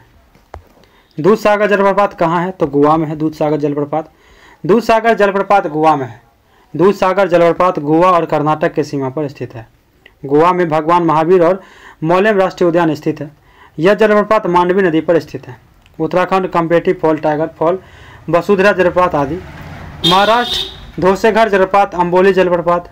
मध्य प्रदेश कपिलधारा जलप्रपात, पांडव जलप्रपात, धुआंधार जलप्रपात आदि। ठीक है, यह जलप्रपात मांडवी नदी पर स्थित है। कौन? दूधसागर, गोवा और कर्नाटक की सीमा पर स्थित है। 31 नामचिक नामफुक कोयला क्षेत्र कहाँ है? तो अरुणाचल प्रदेश में। नामचिक नामफुक कोयला क्षेत्र अरुणाचल प्रदेश में है। अरुणाचल प्रदेश में स्थित प्रमुख नेशनल पार्क, राष्ट्रीय उद्यान आपको नामदफा, मौलिंग, पक्के टाइगर रिजर्व, पाखुई आदि है, पाखुई है। निम्न से कौन सा मंडल सर्वाधिक गर्म होता है? सर्वाधिक गर्म जो होता है आपका क्षोभ मंडल होता है। क्षोभ मंडल सर्वाधिक गर्म मंडल है। क्षोभ मंडल की बात करें यानी ट्रोपोस्फीयर की, यह वायुमंडल का सबसे निचली परत है। इस मंडल का गर्म होने का मुख्य कारण जलवाष्प, एरोसोल एवं विभिन्न गैसों की उपस्थिति है। क्षोभ मंडल में तापमान की गिरावट दर प्रति 165 मीटर की ऊंचाई पर 1 डिग्री सेल्सियस अथवा 1 किलोमीटर ऊंचाई पर 6.4 डिग्री सेल्सियस की होती है। सभी मौसमी घटनाएं कुहरा, बादल, ओस, पाला, वर्षा, तरित, झंझा, चक्रवात आदि इसी मंडल में होती है। इसे संवहन मंडल, परिवर्तन मंडल तथा अधोमंडल भी कहते हैं। इसके सबसे ऊपरी सीमा को क्षोभ सीमा या ट्रोपोपाज कहते हैं। समताप मंडल की बात करें यानी स्ट्रेटोस्फीयर की, तो इसकी सबसे महत्वपूर्ण विशेषता है कि ओजोन गैस की परत उपस्थित है जो सूर्य की परावैंगनी किरण को अवशोषित कर पृथ्वी के सुरक्षा कवच का कार्य करती है। इस मंडल में मूलाभ मेघ पाया जाता है। पृथ्वी का सुरक्षा कवच भी इसे कहा जाता है। तापमान स्थिर रहता है जिसके कारण वायुयान उड़ाने में सुविधा होती है। मध्य मंडल की बात करें यानी मेसोस्फीयर की, इसकी उपस्थिति 50 से लेकर 80 किलोमीटर के बीच में होती है। इसमें ऊंचाई के साथ साथ तापमान में कमी होती है। आयन मंडल की बात करें आयनोस्फीयर की, इसकी ऊंचाई 80 किलोमीटर से 640 किलोमीटर के बीच होती है। ऊंचाई बढ़ने के साथ साथ तापमान में वृद्धि होती है। इस मंडल में विद्युत आवेशित कण पाए जाते हैं जिन्हें आयरन कहते हैं। पृथ्वी के द्वारा भेजी गई रेडियो तरंग इस मंडल के द्वारा वापस पृथ्वी पर लौट आते हैं। इसे ऑरोरा ऑस्ट्रेलिस और ऑरोरा बोरियालिस की घटना होती है। वायुमंडल की बात करें, यह वायुमंडल के सबसे ऊपरी परत है। इसमें हाइड्रोजन और हीलियम गैस की प्रधानता होती है।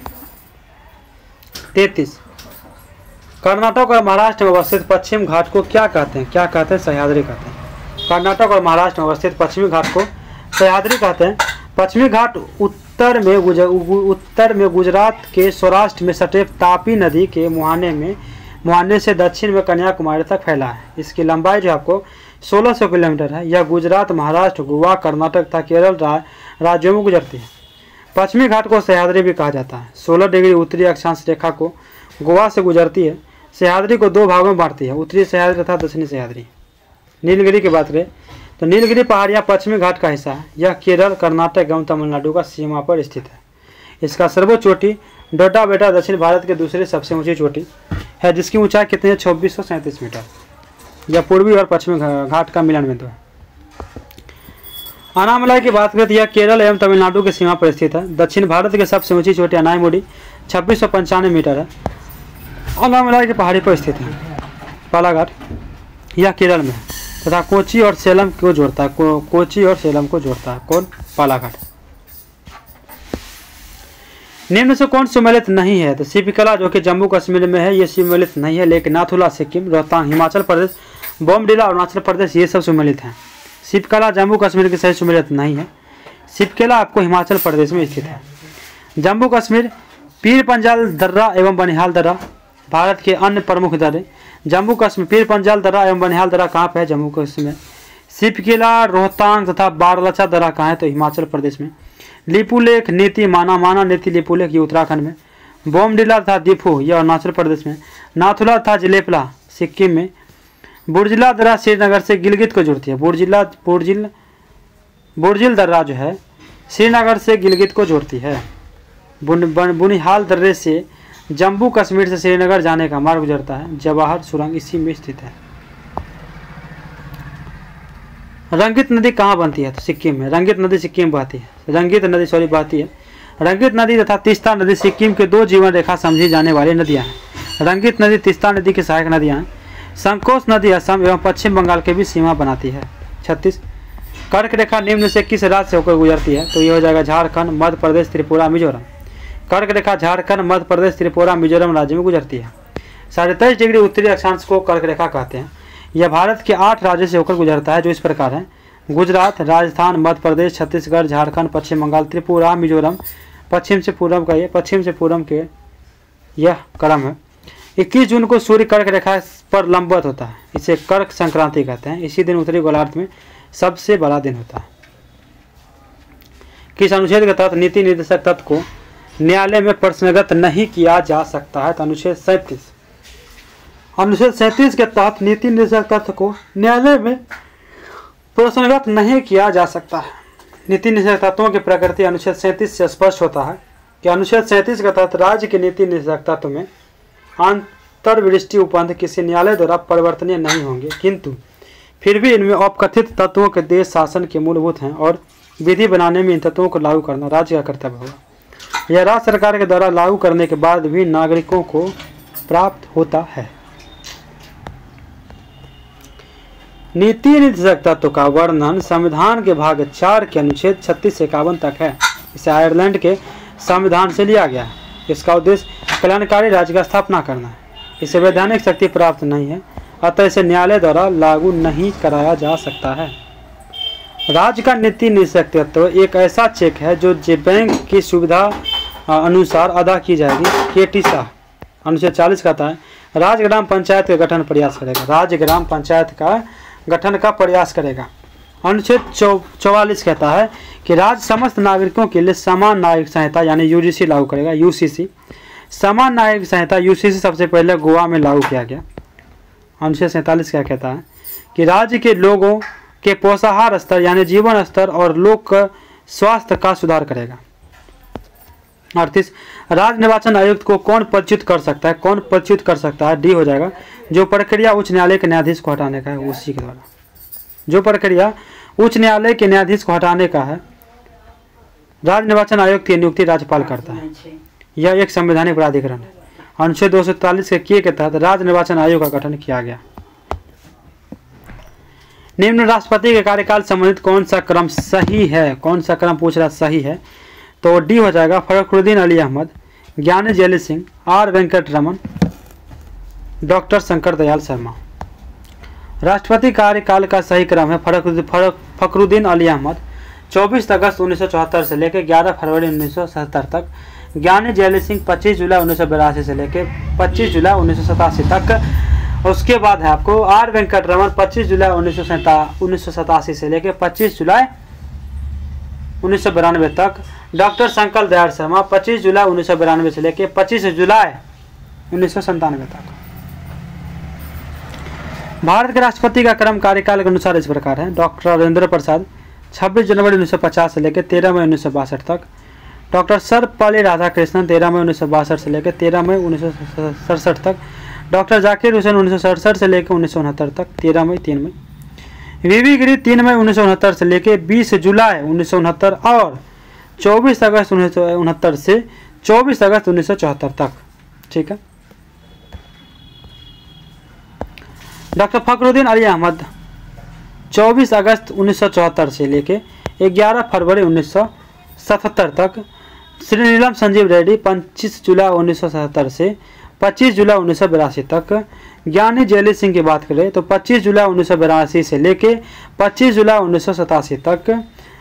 आर वेंकट रमन की बात करें तो 25 जुलाई 1987 से लेके 25 जुलाई 1992 तक।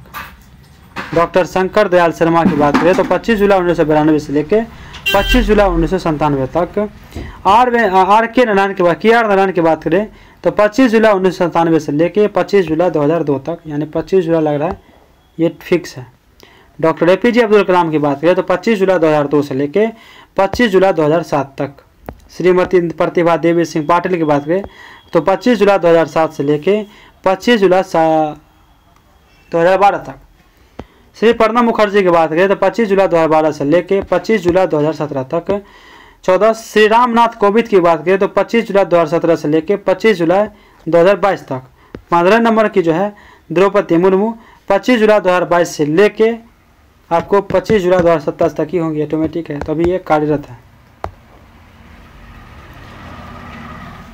अनुच्छेद 52 से लेकर 78 तक संघ की कार्यपालिका का वर्णन है। संघ की कार्यपालिका में राष्ट्रपति, उपराष्ट्रपति, प्रधानमंत्री, मंत्रिपरिषद तथा महानवादी भी शामिल होते हैं।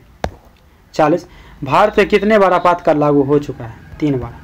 भारत में 3 बार आपातकाल लागू हो चुका है, 62, 71 और 75 में। अनुच्छेद 352 अधिनियम ब्रह्म वाय आक्रमण के आधार पर आपात की प्रथम घोषणा चीनी आक्रमण के समय 26 अक्टूबर 1962 को की गई। यह उद्घोषणा 10 जनवरी 1968 को वापस ले ली गई। दूसरी बार आपात घोषणा 3 दिसंबर 1971 को पाकिस्तान से युद्ध के समय की गई। तीसरी बार राष्ट्रीय आपात घोषणा जो है आंतरिक गड़बड़ी के आधार पर 26 जून 1975 को इंदिरा गांधी के द्वारा की गई। आपातकाल का उल्लेख संविधान के भाग 18 में है। अनुच्छेद 352 जो है युद्ध, बाह्य आक्रमण, सशस्त्र विद्रोह के आधार पर आपातकाल लगाया जाता है।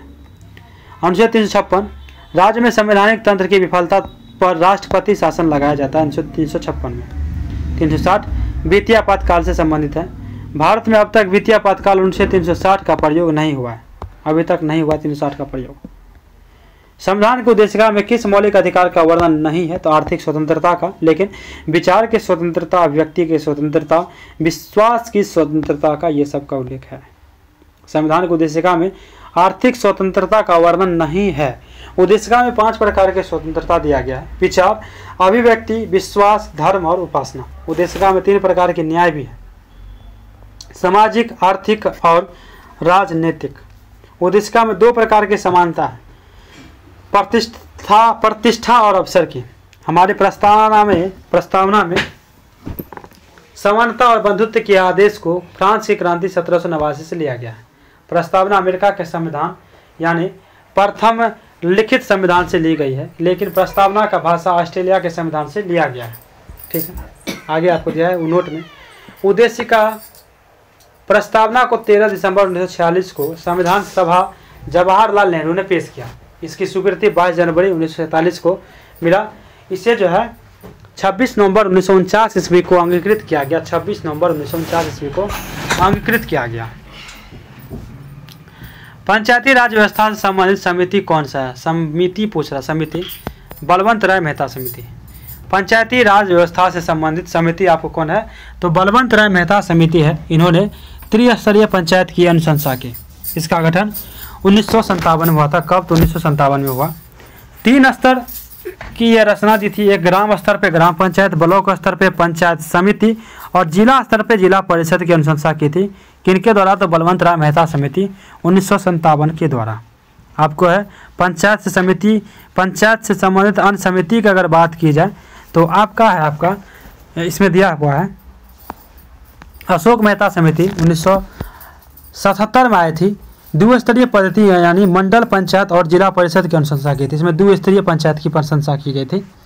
और GV राव समिति 1985 में आया था। प्रतिनिधि के तरीके में सुधार की अनुशंसा की, प्रतिनिधि के तरीके में सुधार। उसके बाद आपको आया था LM सिंघवी समिति 1986 में, पंचायतों को संवैधानिक दर्जा दिलाने से संबंधित है। आगे आपको हुआ PK थुंगन समिति। PK थुंगन समिति जो कि 1988 में आया था। पंचायतों का संबंध सीधे संघ सरकार से होना चाहिए। मल्होत्रा समिति बीमा क्षेत्र में सुधार से संबंधित है। रेखा समिति अप्रत्यक्ष कर से संबंधित है। देशमुख समिति राष्ट्रीय महिला शिक्षा समिति का गठन। अंतर्राज्यीय परिषद का गठन किस समिति के सिफारिश पर की गई थी? किसके आधार पर की गई थी? तो इसमें कोई भी ऑप्शन सही नहीं है। अंतर्राज्यीय परिषद गठन जो है सरकारिया आयोग 1983 की सिफारिश को मानते हुए वीपी सिंह के नेतृत्व वाले जनता दल सरकार ने 1990 में की थी, 1990 में की थी। अंतर्राज्यीय परिषद का गठन 263 के तहत राष्ट्रपति द्वारा किया जाता है, राष्ट्रपति के द्वारा किया जाता है। इसका उद्देश्य केंद्र राज्य के बीच सकारात्मक संबंध स्थापित करना है, केंद्र राज्य के बीच सकारात्मक संबंध स्थापित करना है। इनके अध्यक्ष कौन थे? तो प्रधानमंत्री। केस संथानम समिति के जो बोला गया कि भ्रष्टाचार विरोधी समिति का गठन 1962, रिपोर्ट प्रस्तुत 1964 ईस्वी। इस समिति की अनुशंसा पर ही केंद्रीय सतर्कता आयोग यानी सीबीसी का गठन किया गया। नियोगी समिति आर्थिक नियोजन से संबंधित गठन 1946 में। राजमन्नार आयोग 1970 केंद्र राज्य के बीच विवादों में सुधार के लिए है। राजमन्नार आयोग 1970 जो है केंद्र राज्य के बीच विवादों में सुधार के लिए। 44 उद्देशिका में 42वां संविधान संशोधन में कौन सा शब्द जोड़ा गया है? कौन सा शब्द जोड़ा गया है? समाजवाद, पंथनिरपेक्ष और अखंडता। समाजवाद, पंथनिरपेक्ष और अखंडता। उद्देशिका में 42वें संविधान संशोधन में समाजवाद, पंथनिरपेक्ष, अखंडता शब्द को जोड़ा गया है। 42वां संविधान संशोधन 1976 के द्वारा है, 1976 में हुआ था। 42वां संविधान संशोधन 1976 में हुआ था। इसे लघु संविधान भी कहा जाता है। भारत के राष्ट्रपति को किस प्रकार की पदच्युत किया जाता है? भारत के राष्ट्रपति को किस प्रकार से पदच्युत किया जाता है? तो संसदीय प्रक्रिया हो जाएगा। भारत के राष्ट्रपति को संसदीय प्रक्रिया से पदच्युत किया जाता है। राष्ट्रपति पर महाभियोग लगाकर उससे पदच्युत किया जाता है। इसका प्रावधान जो संविधान का अनुच्छेद 61 में किया गया है। राष्ट्रपति द्वारा संविधान के प्रावधान के उल्लंघन पर संसद की किसी भी सदन द्वारा उस पर महाभियोग लगाया जा सकता है, परंतु उसके लिए आवश्यक है कि राष्ट्रपति 14 दिन पहले लिखित सूचना दी जाए जिस पर उसे सदन के 1/4 सदस्यों के हस्ताक्षर हो। संसद के उस सदन यानी जिसमें महाभियोग का प्रस्ताव पेश है के 2/3 सदस्यों द्वारा पारित कर देने पर प्रस्ताव दूसरे सदन में जाएगा, तब दूसरा सदन राष्ट्रपति पर लगाए गए आरोपों की जांच करेगा और ऐसी जांच में राष्ट्रपति के ऊपर लगाए गए आरोप को सिद्ध करने वाला प्रस्ताव 2/3 बहुमत से पारित हो जाता है। तब राष्ट्रपति पर महाभियोग की प्रक्रिया पूरी तरह समझी जाती है। राष्ट्रपति के पद की रिक्ति 6 माह के अंदर भरना होता है। संघात्मक सरकार में क्या होता है? संघात्मक सरकार में आपका होता है शक्तियों का विकेंद्रीकरण होता है। शक्तियों का विकेंद्रीकरण। संघात्मक सरकार में शक्तियों का विकेंद्रीकरण होता है। संघात्मक सरकार शासन की वह प्रणाली है जिसमें शक्तियों का विभाजन केंद्र और राज्य के मध्य संविधान कानून के अंतर्गत किया जाता है। भारत का राष्ट्रीय वृक्ष क्या है? तो बरगद है। क्या है? तो बरगद। यानी का वैज्ञानिक नाम क्या है? तो फाइकस बेंगालेसिस है।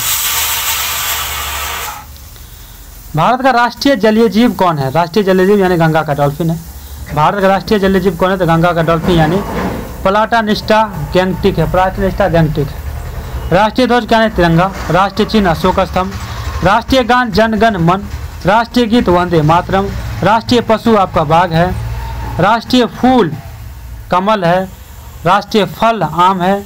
राष्ट्रीय पक्षी मोर है। राष्ट्रीय मुद्रा रुपया है। राष्ट्रीय भाषा हमें बताइएगा कि भारत की कोई क्या राष्ट्रीय भाषा भी है, कुछ कमेंट करके बताइएगा।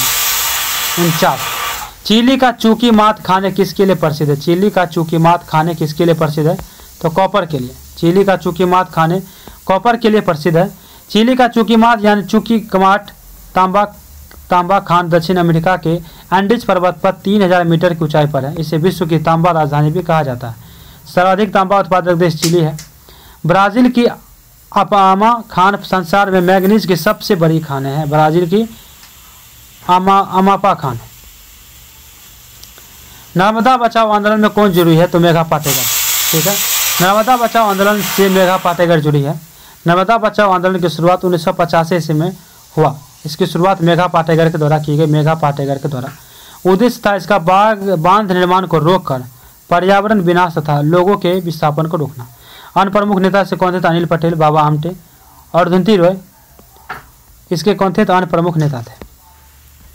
चिपको आंदोलन की बात करें तो इसकी शुरुआत 1973 ईस्वी में की गई थी। चिपको आंदोलन की शुरुआत तत्कालीन उत्तर प्रदेश और वर्तमान उत्तराखंड में चमोली जिला के गोपेश्वर नामक स्थान से हुई। कहाँ पे? तो गोपेश्वर नामक स्थान से हुई थी। इसमें आंदोलनकर्ता पेड़ों से चिपक कर उन्हें कटने से बचाते थे। श्री सुंदरलाल बहुगुणा चिपको आंदोलन के कौन थे? प्रणेता श्री चांडी प्रसाद भट्ट के प्रमुख सहयोगी थे। श्री सुंदरलाल बहुगुणा। सुंदरलाल बहुगुणा टिहरी बांध आंदोलन के क्या थे? जनक थे। साइलेंट घाटी आंदोलन, इसकी शुरुआत 1973 में हुई थी केरल में। कहाँ पे? तो केरल में।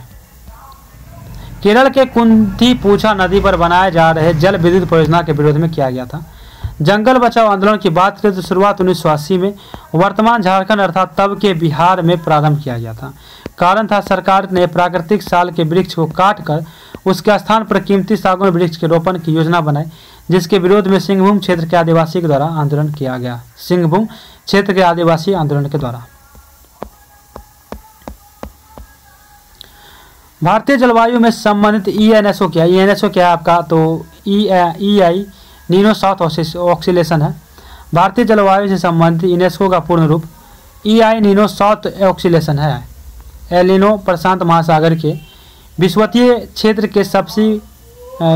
क्षेत्र के समुद्री घटना है। यह दक्षिण अमेरिका के पश्चिमी तट पर स्थित इक्वाडोर और पेरू देश के तटीय समुद्र जल में कुछ सालों में के अंतराल पर घटित होती है। इसमें समुद्र के सतही जल का ताप सामान्य से अधिक हो जाता है। इसमें समुद्र के सतही जल का ताप जो है सामान्य से अधिक हो जाता है। 52 2011 के जनगणना के अनुसार सर्वाधिक जनसंख्या किस राज्य की है? तो उत्तर प्रदेश की है। 2011 के जनगणना के अनुसार सर्वाधिक जनसंख्या उत्तर प्रदेश की है, दूसरा महाराष्ट्र, तीसरा बिहार, चौथा पश्चिम बंगाल। जनसंख्या घनत्व सर्वाधिक अगर देखें तो बिहार की 1106। भारत का क्षेत्रफल पूरी दुनिया के क्षेत्रफल का 2.4% है। विश्व की कुल आबादी की तुलना 17.5% लोग भारत में रहते हैं। 17.5% लोग जो भारत में रहते हैं। जनसंख्या के आधार पर उत्तर प्रदेश भारत का सबसे बड़ा राज्य है, जहां देश की कुल जनसंख्या के 16% लोग रहते हैं। कितने? तो 16% लोग रहते हैं। 53 निम्नलिखित का उचित का मिलान करें तो ऑप्शन ए हो जाएगा ए का 1 हो जाएगा, यानी कि टिहरी बांध हो जाएगा उत्तराखंड, सरदार सरोवर बांध हो जाएगा गुजरात, तुंगभद्रा हो जाएगा कर्नाटक, हीराकुंड हो जाएगा उड़ीसा। ठीक है, साथ ही दिया था टिहरी बांध उत्तराखंड, सरदार सरोवर बांध गुजरात, तुंगभद्रा कर्नाटक, हीराकुंड ओडिशा। निम्न से कौन सही नहीं है? कौन सही नहीं है? पीट मिट्टी उत्तर प्रदेश सही मेल नहीं है। पीट जो है सही मेल इस प्रकार है, दलदली मिट्टी यानी कच्छ का रन, नमकीन मिट्टी मरुभूमि, पीठ भूमि केरल एवं तमिलनाडु, और लेटराइट मिट्टी हो जाएगा तमिलनाडु। पीठ भूमि केरल और तमिलनाडु, और लेटराइट मिट्टी हो जाएगा आपका ओनली तमिलनाडु।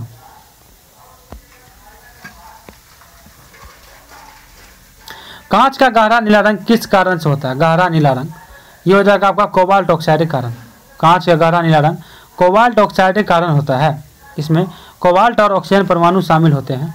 कोबाल्ट और ऑक्सीजन निर्माण के समय पिघले हुए कांच में अलग अलग धातुओं के ऑक्साइड, सल्फाइड, लवण और अन्य यौगिक का डालने से कांच में रंग आ जाता है। सोडियम क्रोमेट से कांच का रंग हरा हो जाता है। सोडियम क्रोमेट से जो है कांच का रंग हरा हो जाता है।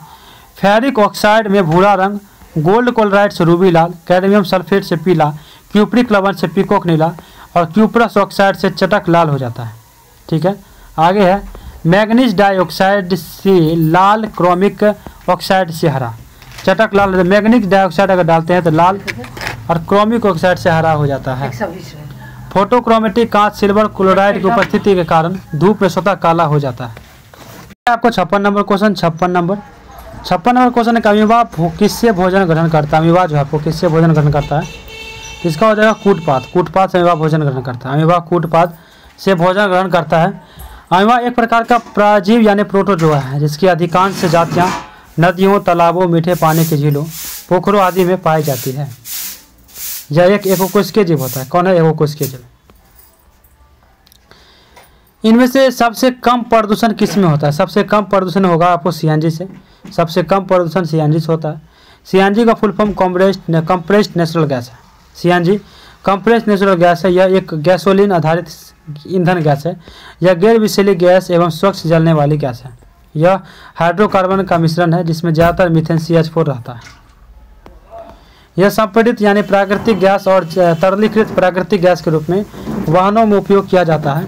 संपीड़ित प्राकृतिक गैस यानी 200 से लेकर 250 किलो जूल सेंटीमीटर स्क्वायर के दबाव में संपीड़ित में किया जाता है। प्राकृतिक गैस पेट्रोल और डीजल से ज़्यादा सुरक्षित है। इसका कोई रंग नहीं होता है और यह हवा में हल्का होता है। प्राकृतिक गैस पर्यावरण अनुकूल एवं काफ़ी कम प्रदूषण पैदा करता है। सीएनजी गैसोलीन से कहीं बेहतर है। सीएनजी जो है गैसोलीन यानी गैसोलीन से कहीं बेहतर है। सीएनजी कम ग्रीन हाउस गैस का उत्सर्जन करती है एवं रिसाव की स्थिति में प्राकृतिक गैस होने के कारण अन्य ईंधन के कारण होने वाली क्षति से काफ़ी कम क्षति होता है। प्राकृतिक के सीएनजी से चलने वाला वाहन डीजल से चलने वाले वाहन की तुलना में 50% कम और शोर करती है, अतः यह किफ़ायती के साथ साथ पर्यावरण अनुकूल ईंधन है। यह बहुत ही सस्ती होती है। इसका माइलेज जो पेट्रोल व डीजल के तुलना में अधिक होता है। इसके धुएं से पर्यावरण को कोई नुकसान नहीं होता और इसके इंजन की आवाज़ कम होती है। 58 प्रकाश का तरंग सिद्धांत किसने दिया था? प्रकाश का तरंग सिद्धांत किसने दिया था? हाइगेंस ने दिया था। हाइगेंस ने दिया था प्रकाश का तरंग सिद्धांत हाइगेंस ने दिया था। प्रकाश दो प्रकार के गुण पाए जाते हैं, एक होता है उसमें तरंग गुण और दूसरा होता है आपका कणीय गुण यानी पार्टिकल नेचर, एक होता है वेव नेचर।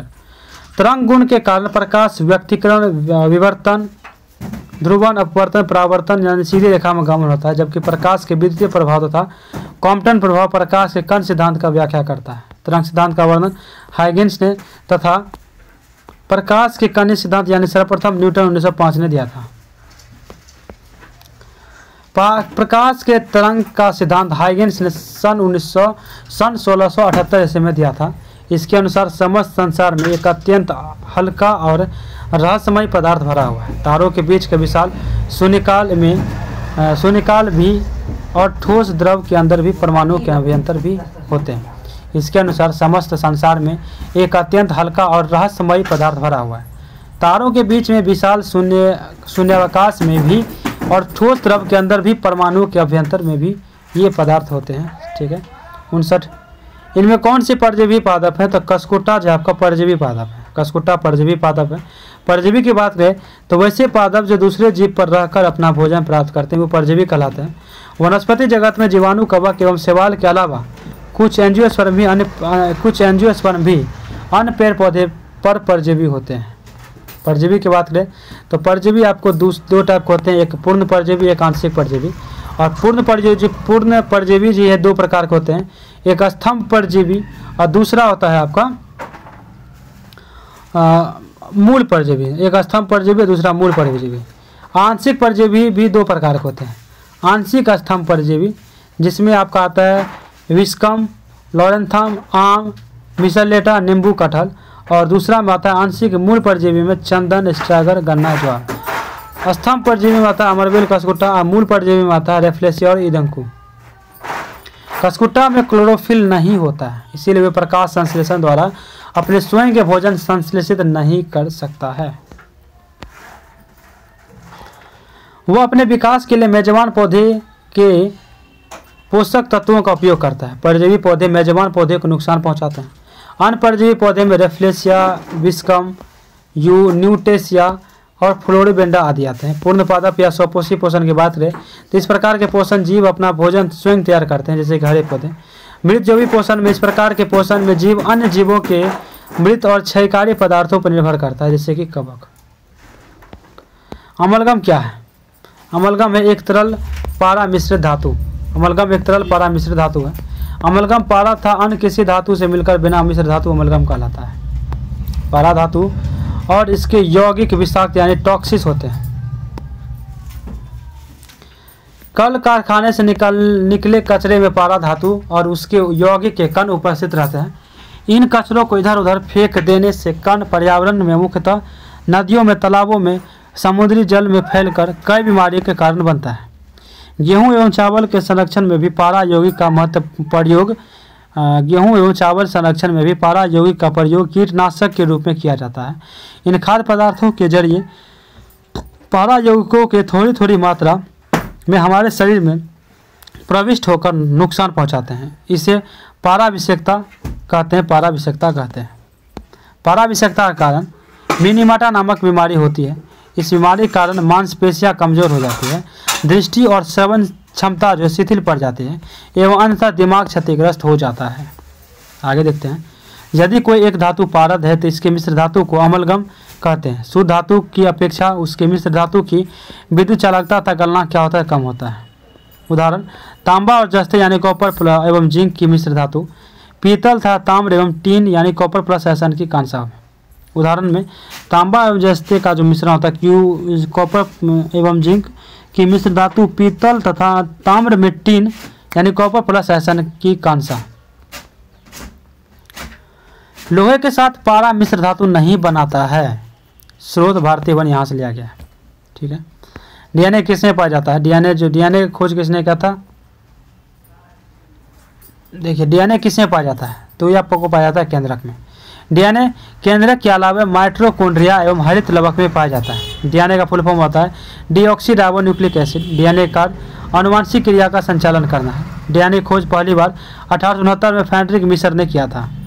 1953 में जेम्स वाटसन और फ्रांसिस क्रिक ने और मोरिम विलिकन्स ने यह निर्धारित किया कि डीएनए की संरचना द्विनुक्लिक यानी डबल हेलिक्स है। ठीक है। डीएनए को जीवन का ब्लूप्रिंट कहा जाता है क्योंकि इसमें आनुवांशिक कूट होता है जो किसी जीव के बढ़ने या विकसित होने, जीवित रहने और प्रजनन करने के लिए आवश्यक निर्देश होते हैं।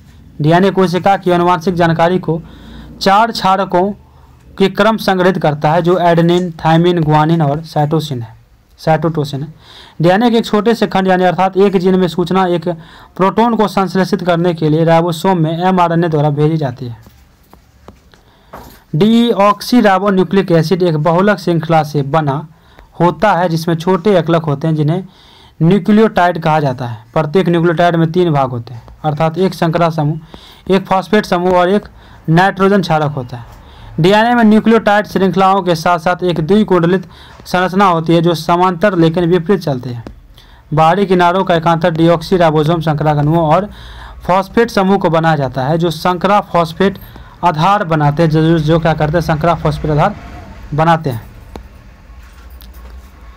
यदि किसी वस्तु का संवेग दोगुना कर दिया जाए तो उसके गतिज ऊर्जा में कितना प्रतिशत की वृद्धि होगी? 300 की। यदि किसी वस्तु का संवेग दोगुना कर दिया जाए तो उसके गतिज ऊर्जा में 300% की वृद्धि होगी। गतिज ऊर्जा किसी वस्तु की वह ऊर्जा होती है जो उसकी गति के कारण उत्पन्न होती है।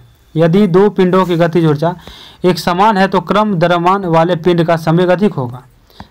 हाफ mv स्क्वायर का फॉर्मूला होता है। संवेग यानी द्रव्यमान इंटू m इंटू v। संवेग एवं गतिज ऊर्जा के संबंध की बात करें तो kinetic energy equal to p square by 2m होता है। संवेग को 2 गुना करने पर गतिज ऊर्जा कितनी होती है? तो 4 गुना हो जाती है। हम जानते हैं कि काइनेटिक एनर्जी कितना होता है? Half mv square. इस तरह से हम डिकोड अगर करते हैं तो समीकरण 1 निकल जाएगा क्या? Kinetic energy equal to pv by 2। Equation first में RHS के ऊपर नीचे m से गुना करने पे क्या करते हैं? फर्स्ट में क्या करते हैं? m से गुना करते हैं तो काइनेटिक एनर्जी क्या आता है? pvm बाय 2m आ जाता है। और kinetic energy p square by 2m equation 2 दिया हुआ है। अकॉर्डिंग टू क्वेश्चन देखते हैं तो इस तरह से जब निकालते हैं तो क्या आ जाता है हमारा? ये 300% आ जाएगा। कितना आ जाएगा? यानी 4 into P square by 2m होता है यानी 4 गुना। तो 4 गुना यानी 4 बाय 1 यानी कितना जाता है? 3 यानी बढ़ा है तो यानी 300% बढ़ा है। दांत के निर्माण में निम्न में से किस तत्व की सर्वाधिक भूमिका है? किस तत्व की सर्वाधिक भूमिका है? तो कैल्शियम की। दांत के निर्माण में कैल्शियम की सर्वाधिक भूमिका होती है। मनुष्य के दांत गर्तदंती यानी थियोकॉन्डक्ट, द्विदंती, डाइफाइंडोडेंट, विषम दंती प्रकार के होते हैं। द्विवार दंती, डाइफाइंडोडेंट, डाइफायोडेंट मनुष्यों सहित अधिकांश स्तनधारी अपने जीवन के दौरान दांतों को सेट बनाते हैं। अस्थायी दूध या पर्णपाती दांतों का एक सेट जो अस्थायी या व्यक्ष दांतों की एक सेट द्वारा प्रतिस्थापित किया जाता है। इस प्रकार के दांतों को क्या कहते हैं? डिप्योडोंट कहा जाता है। जबड़े के प्रत्येक और 2 कृंतक यानी इंसीजर और 1 रदनक कैनाइन, 2 अर्धचर्णक तथा 3 चर्णक दांत पाए जाते हैं। कृंतक सबसे आगे चपटे व धारदार होते हैं जो भोजन को काटने का काम करता है। रदनक नुकीले होते हैं जो भोजन को फाड़ते हैं। अर्धचर्णक और चर्णक भोजन को पीसने का काम करता है। मनुष्य के दांत 2 बार निकलते हैं, पहले शैशवावस्था में जिनकी संख्या 20 होती है और फिर व्यक्षावस्था में जो कि अस्थायी दांत होते हैं। ठीक है। अब देखते हैं कि फॉर्मूला क्या होता है। तो 2123 बाय 2123 होता है यानी 2123 बाय 2123 इसका फॉर्मूला होता है। टूथ फॉर्मूला है ये। 2 मतलब क्या होता है? 2 इंसीजर होता है, 1 कैनाइन होता है, 2 प्रीमोलर होता है और 3 मोलर होता है। ठीक है। और 3 अपर साइड होता है। ठीक है, 3 अपर साइड में होता है और सेम ये लोअर साइड में सेम इसी तरह से होता है। व्यक्षों में अस्थायी दांतों के लिए दंत सूत्र क्या होगा? व्यक्षों में तो I 2/2 यानी इंसीजर और C 1/1 C 1/1 और PM होता है 2/2, PM होता है 2/2 और M होता है 3/3। ठीक है, आगे आपका कि वैक्स मनुष्य में 4 प्रकार के दांत होते हैं। वैक्स मनुष्य में 4 प्रकार के दांत होते हैं। Incisor 8, canine 4, premolar 8, molar 12। Last molar को अकल दांत या अकल का दांत कहा जाता है, जो कि 18 से लेकर 24 वर्ष की उम्र में निकलता है। मनुष्य में कुल 52 यानी 20 प्लस 12 दांत निकलते हैं। स्तनधारी में सर्वाधिक दांत घोड़े तथा सुअर के होते हैं, जिसकी संख्या 44 होती है। दांतों के सबसे बाहरी आवरण इनेमल कहलाता है, जो शरीर की सबसे कठोर संरचना है। इनेमल के कारण ही दांत का रंग सफ़ेद होता है। 5 साल से कम उम्र के बच्चे की दांत की संख्या 20 होती है। बच्चों में प्रीमोलर नहीं पाया जाता है। दांतों की कुल संख्या 32 होती है। प्रतिचुंबकीय पदार्थ की चुंबकीय प्रकृति कैसी होती है? ये ऋणात्मक होती है। प्रतिचुंबकीय पदार्थ की चुंबकीय प्रकृति जो आपकी ऋणात्मक होती है। चुंबकीय पदार्थ मुख्यतः 3 प्रकार के होते हैं। एक होता है आपका प्रतिचुंबकीय यानी डायमैग्नेटिक सबस्टांस। यह पदार्थ चुंबकीय क्षेत्र में विपरीत दिशा में चुंबकीय हो जाती है। उसके बाद है ये कि एग्जाम्पल इसका है जस्ता, बिस्मत, तांबा, चांदी, सोना, हीरा इत्यादि। अतिचालकों में पूर्ण प्रतिचुंबकत्व की यह परिघटना इसके आविष्कारक के नाम पर माइसनर प्रभाव कहलाता है। अनुचुंबकीय की बात करें यानी पैरामैग्नेटिक सबस्टांस की, तो यह पदार्थ चुंबकीय क्षेत्र में आने से चुंबकीय क्षेत्र की दिशा में थोड़ा चुंबकीय होता है। Platinum, chromium, sodium, aluminium, oxygen इत्यादि इसके एग्जाम्पल है। लोह चुंबकीय की बात करें फेरोमैग्नेटिक सबस्टांस की, तो ऐसे पदार्थ जो चुंबकीय क्षेत्र में रखने से चुंबकीय क्षेत्र में प्रबल रूप से चुंबकीय हो जाती है। लोहा, निकेल, कोबाल्ट, इस्पात इत्यादि। 65 इनमें से कौन टैंक पॉलीमरेज का स्रवण करते हैं? तो हो जाएगा आपका इस्चेरिया कोलाई टैंक पॉलीमरेज का स्रवण करते हैं। वाहक और रोग एंजाइम की बात करें तो पोस्टुरला पोस्टिम यानी प्लेग रोग, लिस्मेनिया डोनावली कालाजार रोग और विब्रियो क्लोरी हो जाएगा आपका हैजा रोग, विब्रियो क्लोरी हैजा रोग। अब ये बहुत ही महत्वपूर्ण है, यहाँ पे दिया हुआ। इसके बाद कम ही बचेंगे, एक एक करके पढ़ लेते हैं। बहुत उतना भी बड़ा नहीं है, देखने से लगता है बस। रोग कारक, संक्रामक, लक्षण और उपचार व बचाव। खसरा की बात करें तो खसरा आपको होता है मारबोली विषाणु के कारण। संक्रामक होता है वायु वाहित रोग। लक्षण कह रहा है, लक्षण कि आरंभ में नाक एवं आँख में पानी बहना, शरीर में दर्द तथा ज्वर आदि। 3 से 4 दिनों बाद शरीर पर लाल दाने हो जाते हैं। आराम करना, हल्का भोजन और उबला पानी पीना इसके उपचार से बचाव है। चेचक की बात करें वेरियोला विषाणु कारण होता है। वायु द्वारा यह रोगी के संपर्क से ज्वर, सिर में दर्द, जुखाम व उल्टियाँ होती है। 3 से 4 दिनों बाद मुंह पर लाल दोनों दाने निकल जाते हैं, जो कि शीघ्र ही पूरे शरीर में फैल जाते हैं। रोगी के संपर्क में आने से बचना, चेचक का टीका लगाना, ये सब जो है इसका बचाव है। ट्रेक्रोमा या रोहा, इसका कारक क्या है?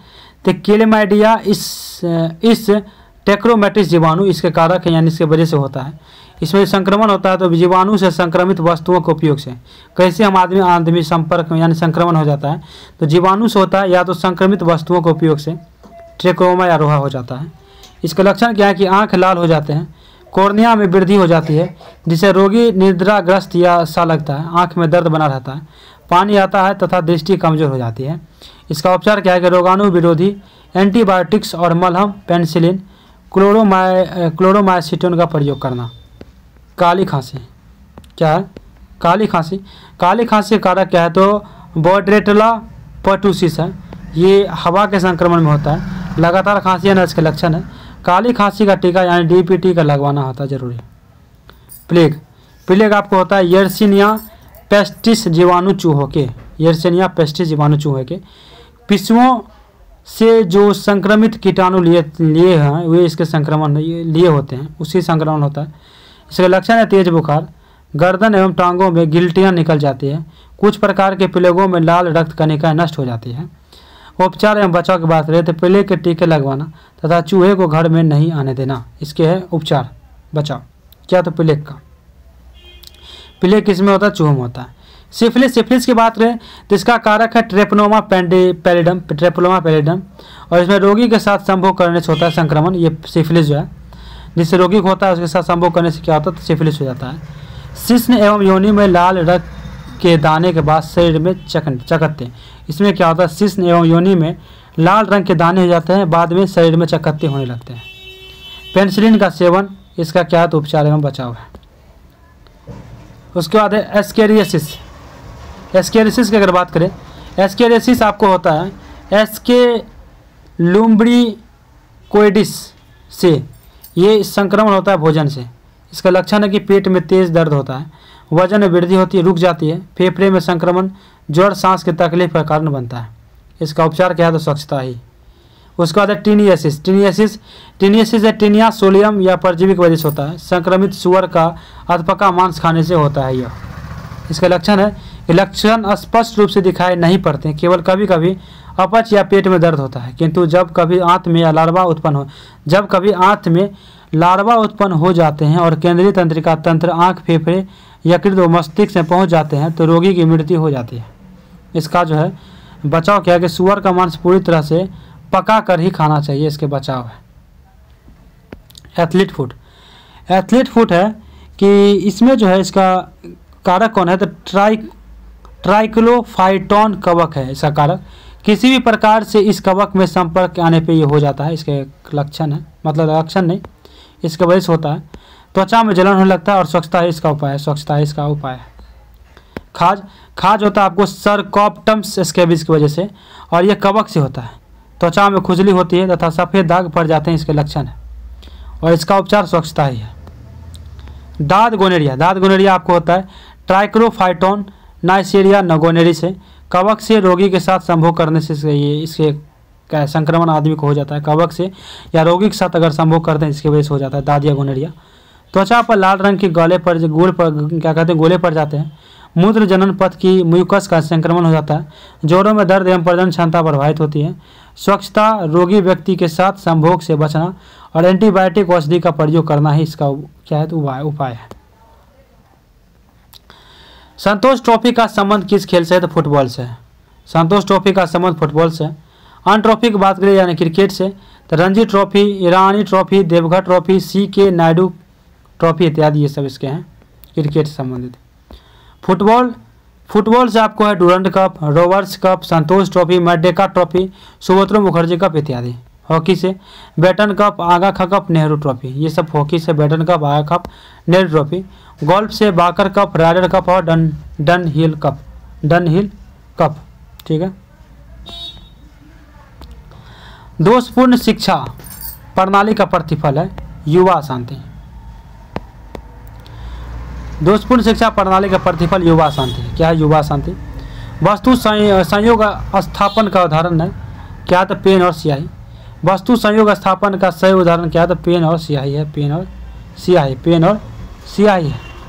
ठीक है, पेन और स्याही।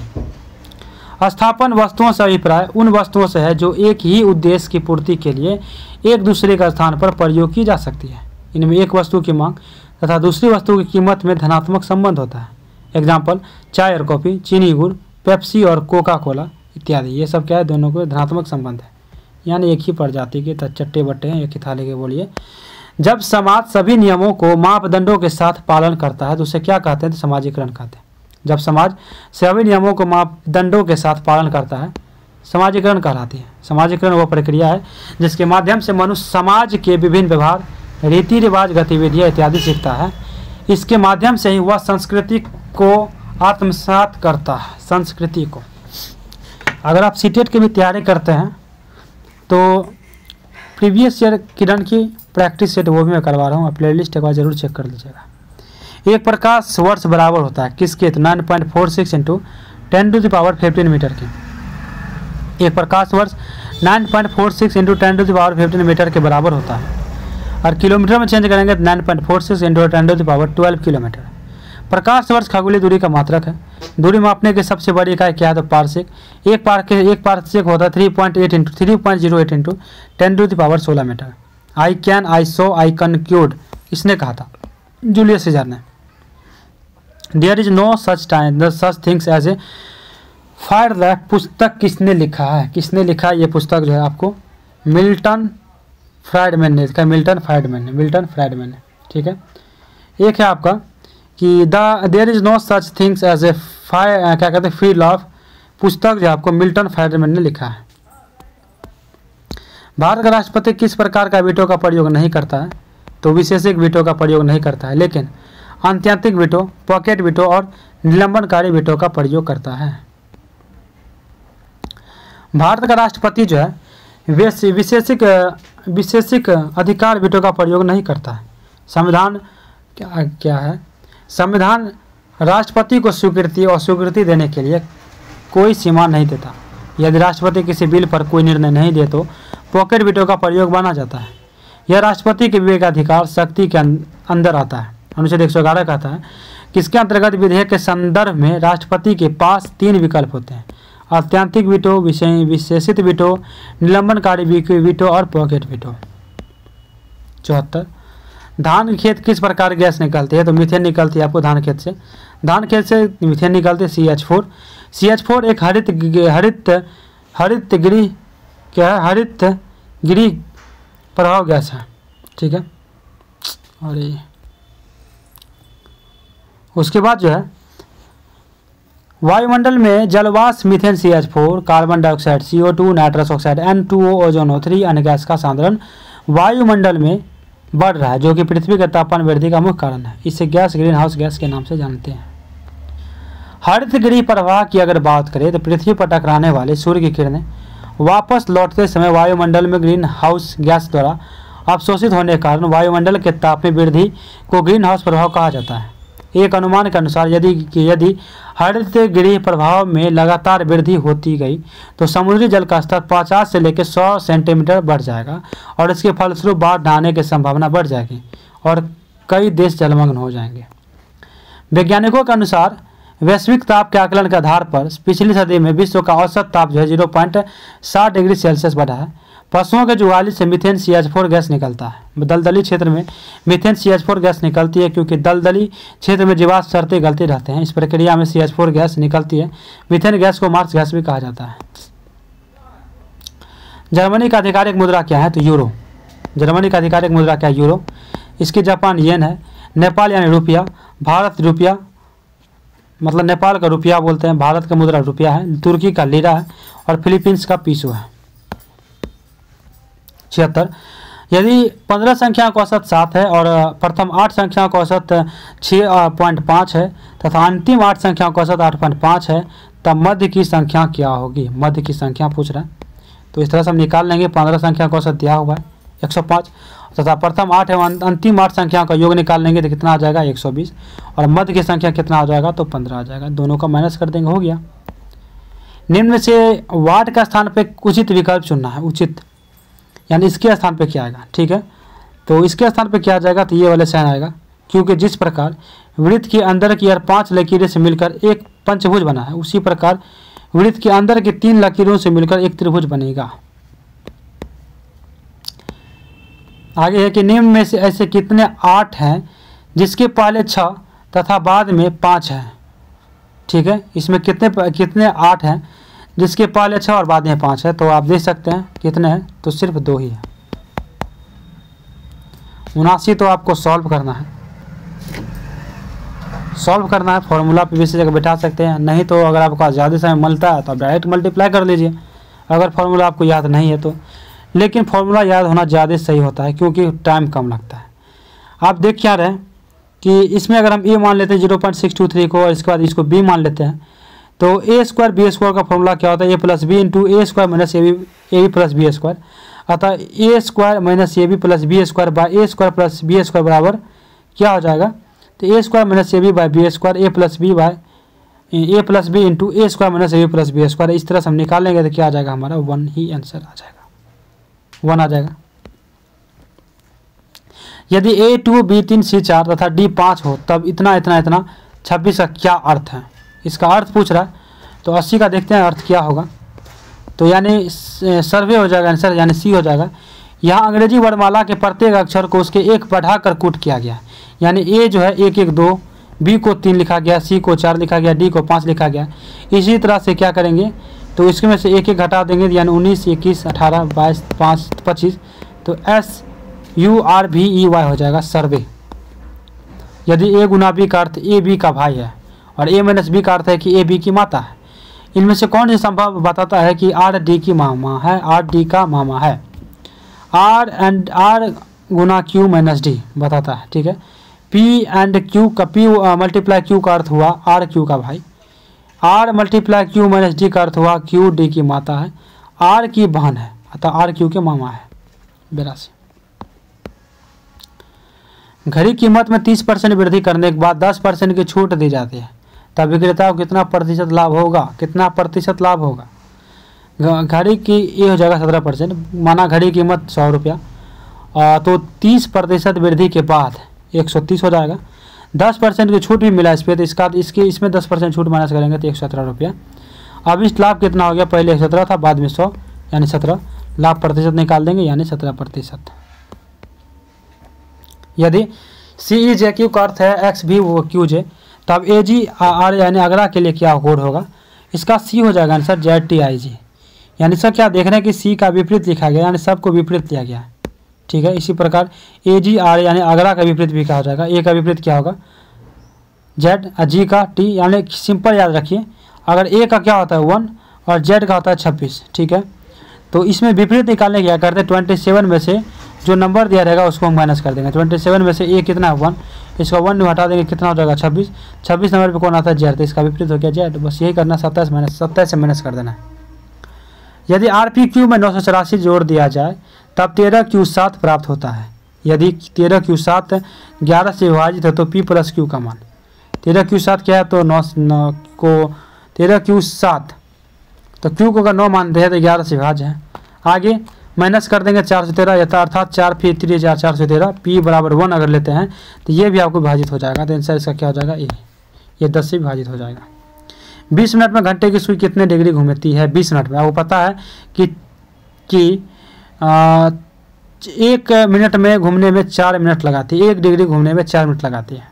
घड़ी की घंटे की सुई प्रति मिनट जो है आधा डिग्री घूमती है प्रति मिनट घड़ी के। 20 मिनट में घंटे की सुई हो जाएगी 10 डिग्री। अच्छा मिनट की बात कर रहे हैं, 20 मिनट में घंटे की सुई कितने डिग्री घूमेगी तो आपका हो जाएगा 60 डिग्री, सॉरी 10 डिग्री। 20 मिनट में घंटे की सुई 10 डिग्री घूमेगी। 86 यदि एक संख्या था उसके 2/3 का योग 90 है तब घड़ी की संख्या क्या होगी, घड़ी की संख्या 54 हो जाएगी, माना कि छोटी संख्या x। प्रश्नानुसार निकाल लेंगे x + 2x/3 = 90। इस तरह से क्या निकल जाएगा, हमारा निकल जाएगा x > 2x/3 या 54 आंसर हो जाएगा हमारा 87। यदि वर्ग की लंबाई 1% की त्रुटि हो जाए तब वर्ग के क्षेत्रफल में कितने परसेंट की त्रुटि होगी, कितने प्रतिशत की त्रुटि होगी। तो माना कि वर्ग की भुजा लंबाई 100 मीटर है, 1% की त्रुटि बढ़ोतरी के समय होने पर भुजा 101 मीटर हो जाएगा, बढ़ोतरी हो गया उसमें। 100 मीटर भुजा वाले वर्ग का क्षेत्रफल कितना होगा इतना, और तो इसका कितना हो जाएगा 101 वाला का इतना हो जाएगा।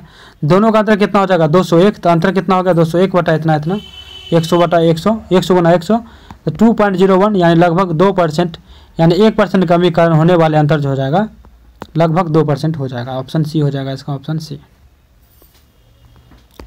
एक कार की चाल 36 किलोमीटर प्रति घंटा की घंटा है तथा एक बस 40 मीटर आगे है। यदि कार 20 सेकंड में बस को 60 मीटर पीछे कर देता है तब बस की चाल क्या होगी, 18 किलोमीटर प्रति घंटा। कार की चाल निकाल लेंगे 10 मीटर प्रति सेकंड है।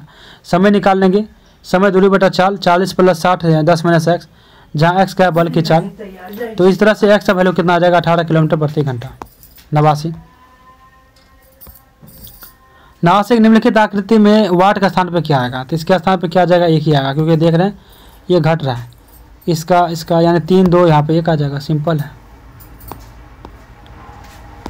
यदि y बराबर x - x² + x3 - x4 plus infinite तक थीटा है तब x का मान पूछ रहा है क्या हो जाएगा, इसका b हो जाएगा y बटा y 1 - y। x थीटा बराबर क्या होता है a - 1/r। ये फर्स्ट टर्म में c है कॉमन रेशियो, y का वैल्यू निकाल देंगे, y बराबर x / 1 - x। इस तरह से क्या आ जाएगा y बटा 1 - y।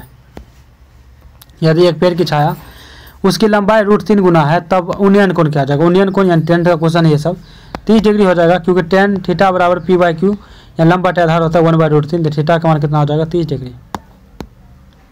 इनमें से कौन पूर्ण वर्ग है, कौन पूर्ण वर्ग है, तो बी है, बी पूर्ण वर्ग है। ठीक है, 93 इसका जो है एक्स का वैल्यू निकालना है। तो इसका जो वैल्यू हो जाएगा देखते हैं, 1/x+1 plus 1/x+2 equal to 2/x+10 है।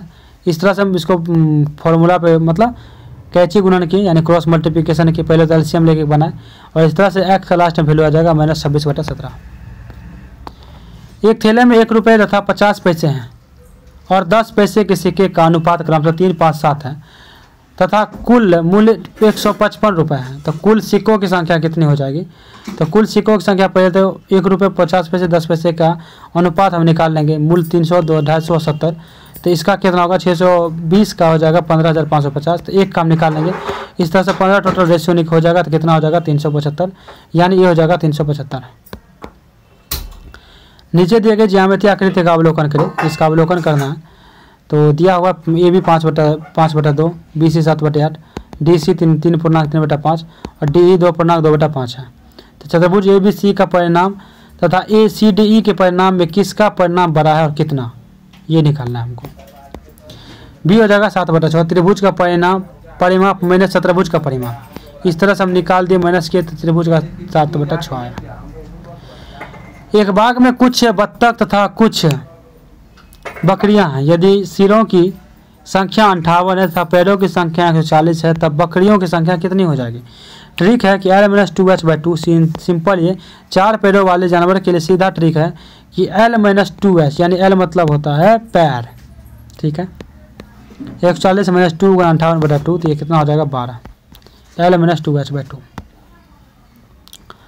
निम्नलिखित में से कौन सा कथन सही है, तो कौन सा कथन सही हो जाएगा, ये हो जाएगा सभी पूर्णांक संख्याएं प्राकृतिक संख्या नहीं होती, सभी पूर्णांक संख्या प्राकृतिक संख्या नहीं होती है, बाकी सब गलत है। 98 यदि 9 का power x+2 equal to 240 plus 9 का पावर x है, तब x का मान क्या होगा, तो 1/2 हो जाएगा इसका आंसर सी। 9 का पावर x+2 और 240 प्लस n प्लस x का हो जाएगा n का पावर x। 9 का पावर x+2 माइनस 9 का पावर x इक्वल टू 240, तो कॉमन ले लेंगे 9 का पावर x, 9² - 1 हो जाएगा। 9x का वैल्यू आ जाएगा 3 हमारा, और 9 को x का हम क्या लिख सकते हैं, 3 का पावर 2x लिख सकते हैं, और अब इक्वल टू 3 हो जाएगा, यानी 3 का पावर 2x इक्वल टू आ गया 3। तो यहाँ पे डिवाइड में है तो x का वैल्यू क्या आ जाएगा 1/2, सिंपल। एक रोलर से सड़क को समतल किया जाना है। यदि रोलर का व्यास 17 सेंटीमीटर है एवं लंबाई 1 मीटर है तथा 1000 चक्कर में रोलर सड़क को समतल कर देता है, तो सड़क का क्षेत्रफल क्या होगा, सड़क का क्षेत्रफल क्या हो जाएगा, तो 2200 वर्ग किलोमीटर हो जाएगा। कैसे होगा, तो रोलर की त्रिज्या पहले निकाल लेंगे, तो कितना हो जाएगा 35 सेंटीमीटर। रोलर की परिधि 2πr यानी 2 × 22/7 × 35 220 सेंटीमीटर। रोलर की एक चक्कर की लंबाई 220 सेंटीमीटर है। 1000 चक्कर लगाया है, तो 220 को 1000 से मल्टीप्लाई कर दिए। ठीक है, सड़क का क्षेत्रफल कितना है, रोलर की लंबाई गुना 1000 चक्कर, तो कुल दूरी हो गया आपका 2200 वर्ग मीटर। 2200 वर्ग मीटर। 100 क्वेश्चन है कि 10 सेंटीमीटर 5 सेंटीमीटर तथा 7 सेंटीमीटर के माप, लंबाई, चौड़ाई एवं ऊंचाई के एक कार्टून से एक आयताकार बॉक्स को बनाया जाना है, तब बॉक्स का क्षेत्रफल कितना होगा, तब बॉक्स का क्षेत्रफल कितना होगा 310 सेंटीमीटर स्क्वायर होगा, 310 सेंटीमीटर स्क्वायर। घनाभ का क्षेत्रफल कितना होगा 2 × LA + BH + HL, और 2 × 10 × 5 प्लस 5 × 7 प्लस 10 × 7। इस तरह से हम निकाल लेंगे तो कितना आ जाएगा हमारा 310 centimetre square, 310 centimetre square, 310 centimetre square. तो आज जो है सेट नंबर 20 खत्म होता है क्या, तो ज्ञान बिंदु 3rd एडिशन क्वेश्चन बैंक। और अभी बची हुई है 3 सेट आपकी बची हुई है, 3 सेट ने 22, 23, 24 और 25, ये 4 सेट आपकी बची हुई है। और चारों में करवाऊंगा, छोड़ने वाला मैं नहीं हूँ, आप जरूर रहिएगा मेरे साथ। आपका कितना चीज़ रिवीजन हो रहा है, रिकॉल हो रहा है, आप जब क्लास करते होंगे तो आपको खुद ही लगता होगा कि कितना कुछ रिकॉल हो रहा है। और ये प्लेलिस्ट जो मैं करवा रहा हूँ ना, ये आपको शायद नहीं मिलेगा, मैं तारीफ नहीं करना चाहता हूँ खुद का, बट ऐसा कोई नहीं करवाया होगा। तो आज जो है 21 नंबर ख़त्म होता है, बाकी 4 सेट जो है वो जल्दी हो ही जाएगा, क्योंकि छोड़ने वाला तो हूँ नहीं। और इसके बाद एक और कुछ करवाऊँगा, मैं मेरे माइंड में आ रहा है, कल ही मैं सोचा था, बट जब 25 सेट करवाऊंगा तब मैं आपको ज़रूर आपसे मैं राय लूँगा। अगर आप कहिएगा हाँ ठीक है भाई करवाइए तो मैं करवाऊँगा ज़रूर। तो मिलते हैं नेक्स्ट क्लास में। एक कमेंट ज़रूर आप करिएगा, मैं एक कमेंट चाहता हूँ कि आप मेरे क्लास से रिलेटेड एक कमेंट करें, कुछ भी पॉजिटिव या कुछ आपको कमी लगे तो वो भी हमको ज़रूर बताइए। तो मिलते हैं नेक्स्ट क्लास में। धन्यवाद, जय हिंद।